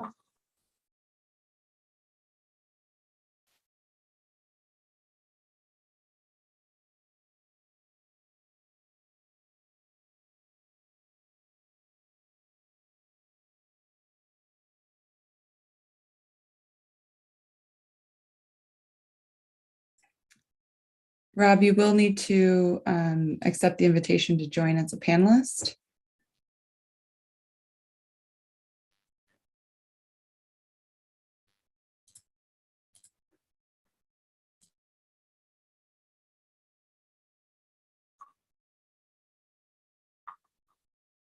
Mr. Lavoie, can you hear us?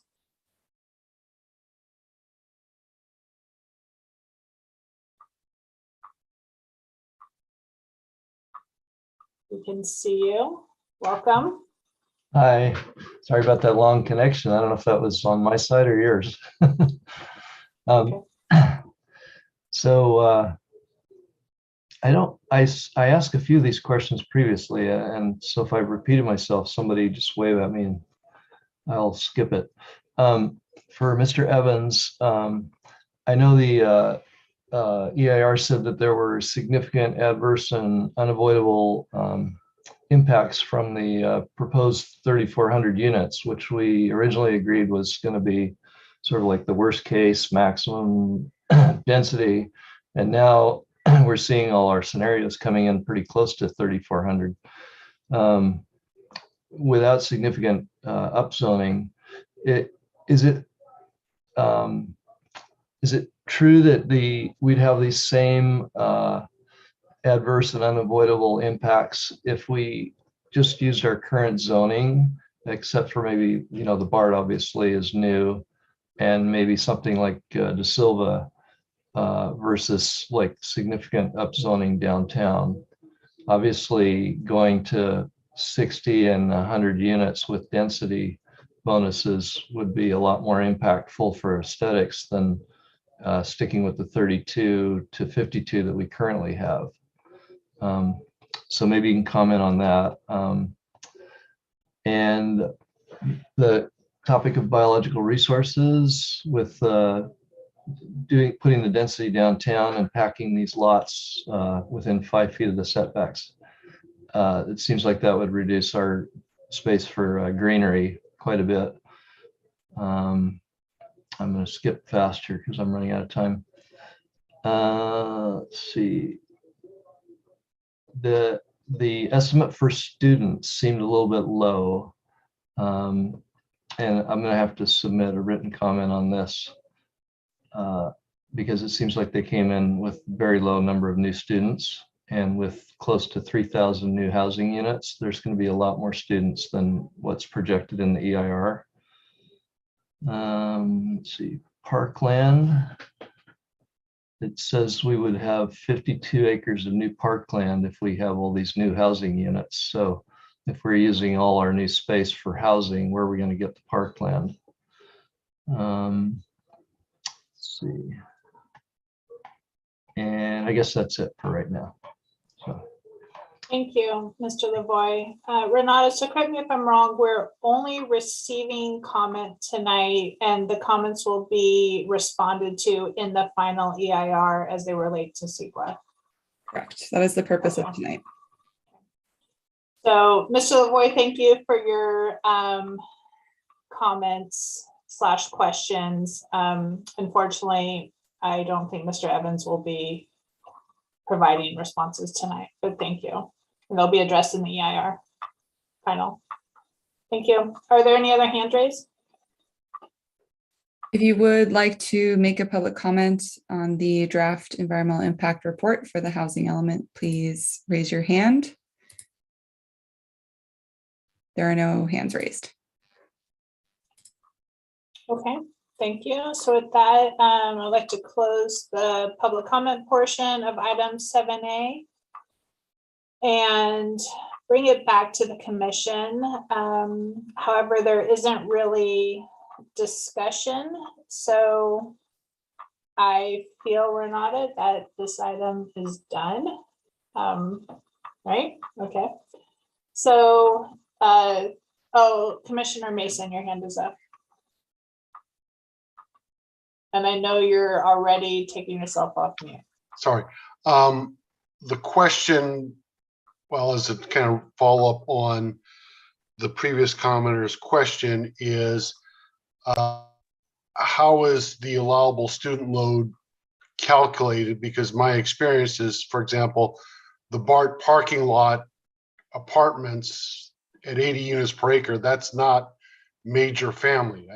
I would expect a much lower yield there, since especially we're dealing with predominantly low ink, 2-bedroom, 1-bedroom apartments. And again, this is just something to respond to in the EIR to provide greater clarity to back up the student number, the student count that you have. Thank you. Thank you, Commissioner Mason. Anything else before we move off of this item? Okay. Thank you. Thank you, Mr. Evans, for joining. So with that, I would like, I guess, I will ask staff's input on item 8, other business work plan priority.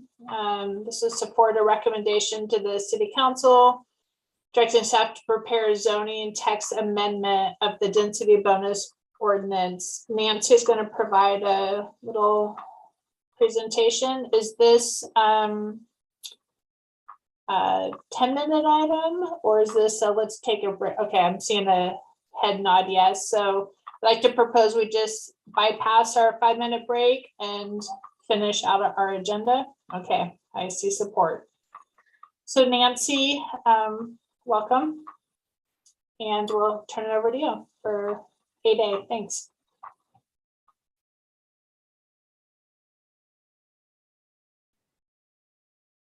Share my screen.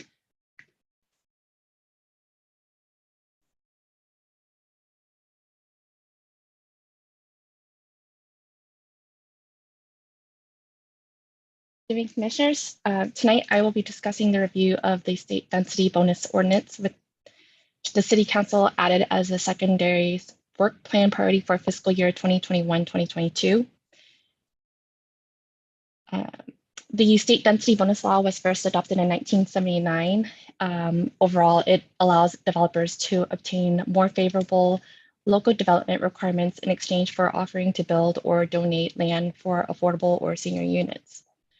For projects proposing on-site affordable housing, there are 3 categories of benefits that developers may seek. One is additional residential density exceeding zoning standards. Another is incentives or concessions to offset the cost of providing affordable housing on site. And the last, waivers to deviate from development standards that would physically preclude the construction of the project. The city adopted its local density bonus ordinance in 2014, incorporating the state mandate at the time and included additional provisions.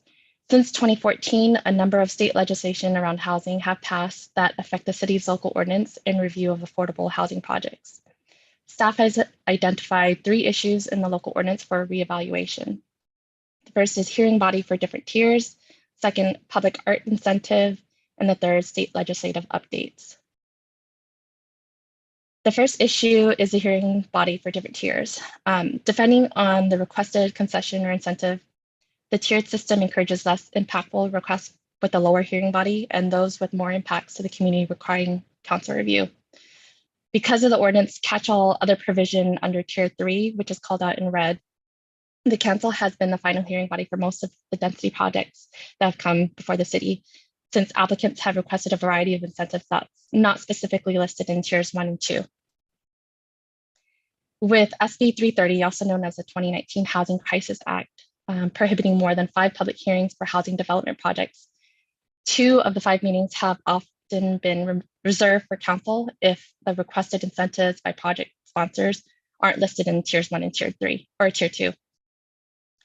So removing council's required review will allow the lower hearing bodies more meetings to thoroughly evaluate projects, and this would be more efficient of a review process and would still allow the city council to be the final hearing body for an appeal at the 5th meeting if filed.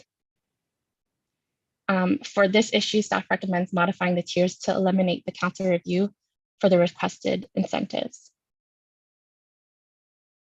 The second issue concerns the public art incentive. For applicable projects within the downtown, public art equivalent to not less than 1% of the final construction cost is required as a public art installation or as an in lieu fee towards the city's public art fund. However, a provision in the density bonus state law and the city ordinance allows for this fee to be waived under the tier 1 by the zoning administrator. I'd like to clarify that further reduction from the minimum public art requirement may still be sought, but the request would be considered under a higher tiered body. The Public Art Committee seeks to modify the public art incentive language to request a reduction in the public art requirement rather than a complete waiver from art installation or an in lieu fee. The intent is to secure the continuance of the Public Art Committee's commission and city's commitment to nurturing a robust and inclusive public art program. For this, staff recommends amending the incentive language with respect to public art. And then the third and final issue is the recent state legislative updates. There have been many amendments to the state density bonus law in the past few years that are not reflected in the city's current ordinance, which was last updated in 2014. Some notable changes include increased density bonus up to 50%, which was previously 35%, reduced parking ratio, eligibility for a 4th incentive, which was previously 3%, impact fee limits, and the prohibition from requiring pro forma or other documentation for requested incentives. The city is required to comply with these updated regulations, so the ordinance should be updated for consistency with state law. As an alternative, the city may adopt state law by reference by maintaining the city-specific provisions such as the tiered hearing body review. Considering that state law will continue to evolve and expand for affordable housing development, the city attorney supports adopting state law by reference since it wouldn't necessitate staff time or hiring a consultant for zoning text amendments for future law changes. For this, staff recommends amending the zoning text to reflect state legislative updates or adopting state law by reference. Staff recommends reviewing the recommendations for these 3 issues, provide feedback, and forward a recommendation to City Council directing staff to prepare a zoning text amendment of the ordinance. This concludes my presentation. I'm available for questions and also available. I heard Public Art Committee member Erling Horn is here for further clarification on the public art incentive request. Thank you, Nancy. Are there any questions from the commissioners to staff before public comment? I see Commissioner Mason, you have your hand up. Yes, thank you. I remember this came up on a recent project that's just more for discussion. When it was, money was going towards the Park Theater, and whether the Art Commission would be amenable to expanding the definition of public art to include performance art, subsidizing choral performances or things like that for general public or something like that. Thank you. Okay, thank you. Any questions for staff? No? Oh, Commissioner Maggio. Yeah, thank you very much. This is a question for staff. Would putting in a reference to state law reduce the number of text updates? The reference to doing that, would that simplify the process? So every time a portion of the law changes, you don't have to go back and update? Yes, that's correct. Okay, makes sense. Great question. Any other questions? Okay, if you could please open it up for public comment. If anyone would like to speak on this item, now's your chance. Now's the perfect time.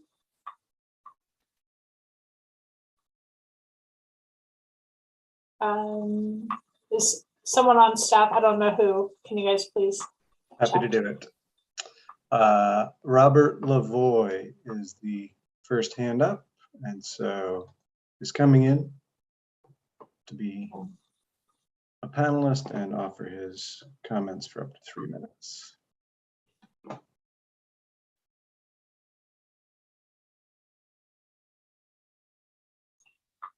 Okay, it looks like it took this time. Mr. Lavoie, go right ahead. Welcome back. Thank you. Good to see everybody again. So as much as I like to streamline everything, I just feel like I would like to recommend that you continue to have the city maintain as much control as possible. It just seems like the state's trying to step in and micromanage everything in our city.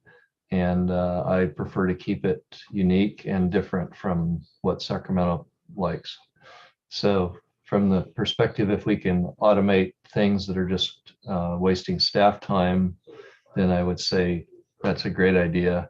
But if we lose control over what makes our city unique, then I'd say keep the reins tight. So thanks a lot. Thank you.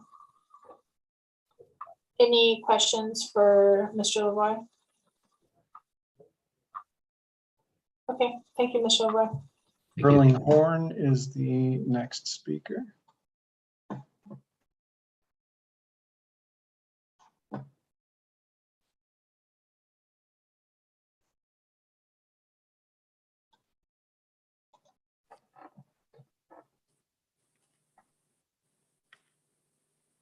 Yeah, thank you for including me here in the I'm just here to answer any questions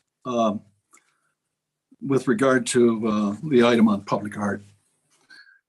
On the just a quick note to Commissioner Mason on performance art, that's not part of our ordinance, but the Public Art Committee is considering some ordinance changes, and that's certainly on the agenda.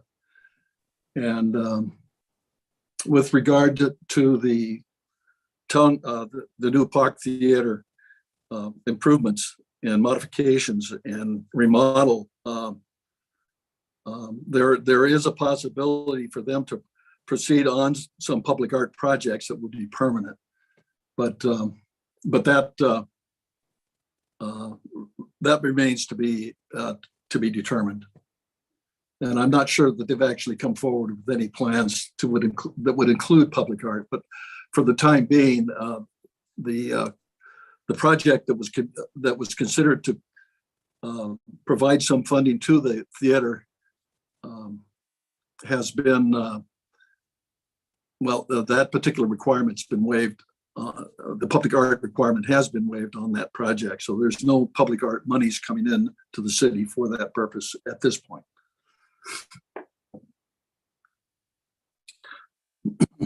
So that concludes my remarks. If there's any questions, I'll be happy to answer them.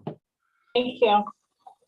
Are there, oh, sorry, go ahead. I would support that you approve this and move this on to the city council. Thank you. Commissioner Mason, I do recall what you were talking about, the project behind the Chase Bank, right? You're making reference to, yes, the art requirement was waived, but in lieu of that, the project was proposing a sum of money to the Park Theater. Are there any questions from commissioners? Okay, well, thank you. Thank you. Are there any other speakers? Nope. Okay. No. Okay, so with that, we'll close the public comment portion of this item. Bring it back to the commission for discussion or a motion. Commissioner Heising.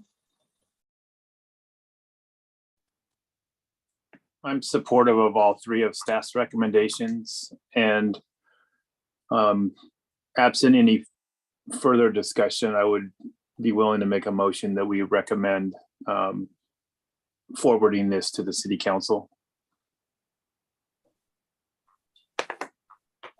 And can I just ask a clarifying question to staff? So Nancy, on your staff report, page 3 of 3, says under recommendation, consider amending zoning text to reflect state legislative updates or adopting state law by reference. It's one or the other? Yes, okay. So Commissioner Heising, in your recommendation, oh, sorry. Does that mean whichever is applicable at the time, or does that mean right now we need to specify?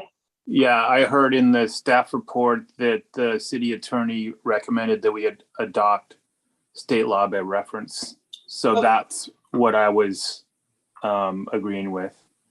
For your motion. Correct. Okay. Commissioner Farsan, you have your hand up.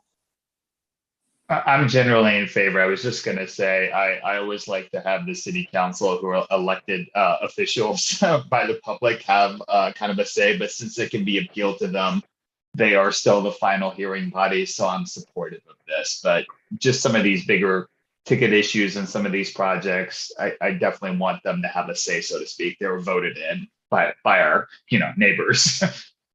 Yeah, thank you. Good comment. Commissioner Stern, was your hand up? If Commissioner Heising was finished making his motion, I was going to second it. Okay, perfect. And also thank Mr. Horn for staying up until after 11. Sorry, I didn't have any questions. Yeah, I know. Storm for a minute and a half, but we do appreciate the input. So I hear that we have a motion from Commissioner Heising, a second from Commissioner Sturm. So we'll move to a roll call vote. This is for item 8A. So Commissioner Farsan. Aye. Commissioner Heising. Aye. Commissioner Maggio. Aye. Commissioner Mason. Aye. Commissioner Sturm. Aye. And I'm Commissioner Radnich. Aye. So that is 6-0. Commissioner Labange, as a reminder, is not here tonight, absent. So thank you. Then item 8B, ARC volunteer for this Friday. Oh, Commissioner Heising. I haven't done it for a while, so don't act so surprised, but I'll do it Friday. But that was more of like, oh, thank you. Oh, yeah. I thought you were like, oh, finally he volunteered. No. No, I checked my calendar. I can do it this Friday. Perfect. 9:30. Right? Yeah, you'll receive that invite. Is it in person yet, or is it still on Zoom? On Zoom. Okay. Moving to commissioners' reports. I am happy to say that I don't, oh wait, I take this back. Have we had a GPAC since our last planning commission meeting? I'm gonna say no. So I don't have a report, but we do have a meeting on the 19th.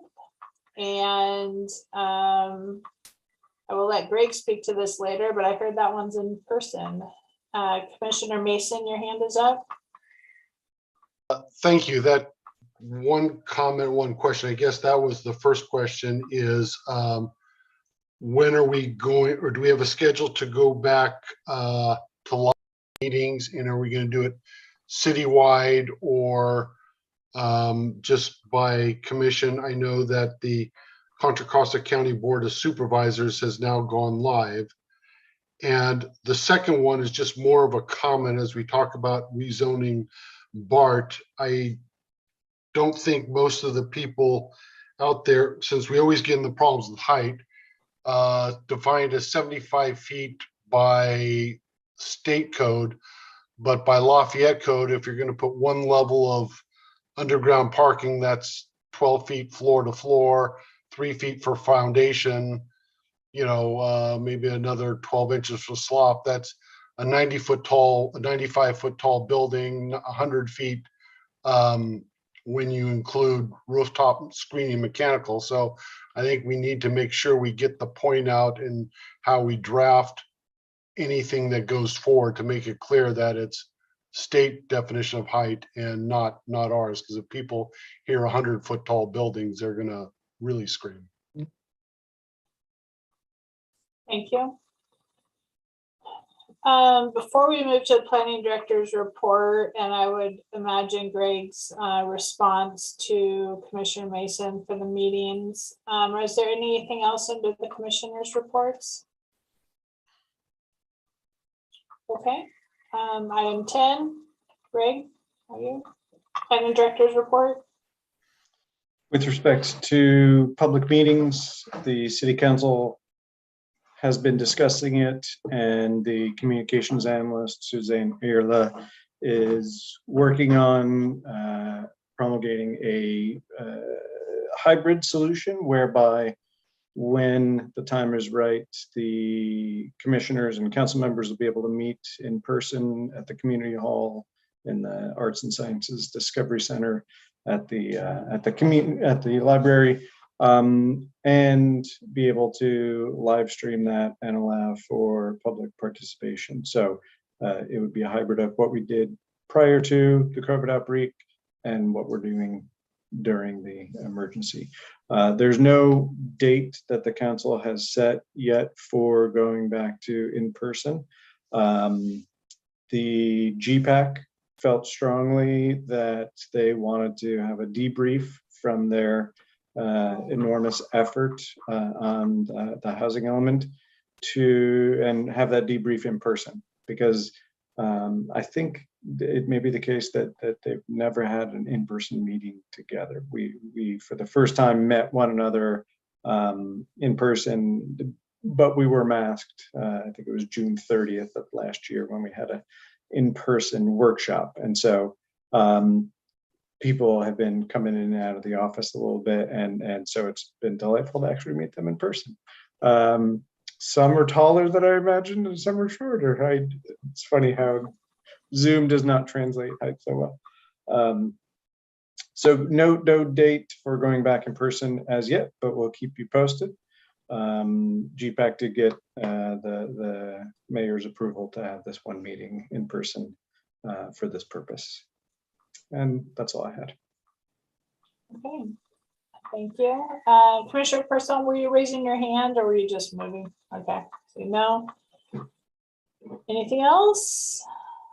Okay, well with that, 11:19, and I would just like, before I adjourn the meeting, to just say thank you to the public who has sat through tonight's entire meeting, but also just all of the GPAC meetings, all of the public comment on any of the planning commission agendas, and then also really thank staff for the efforts in just getting us to where we are today to be able to make a recommendation. And then a thank you to my fellow commissioners. I really do mean it. There was a couple things that were brought up tonight that never once crossed my mind on GPAC over, I don't know, especially the last couple of months when we were looking at opportunity sites. And I think just really due to our great collaboration, we are proposing a recommendation that is a great recommendation for our city, given our constraints by HCD and the RENA numbers. So thank you. 11:21, meeting's adjourned. Thank you. Good night.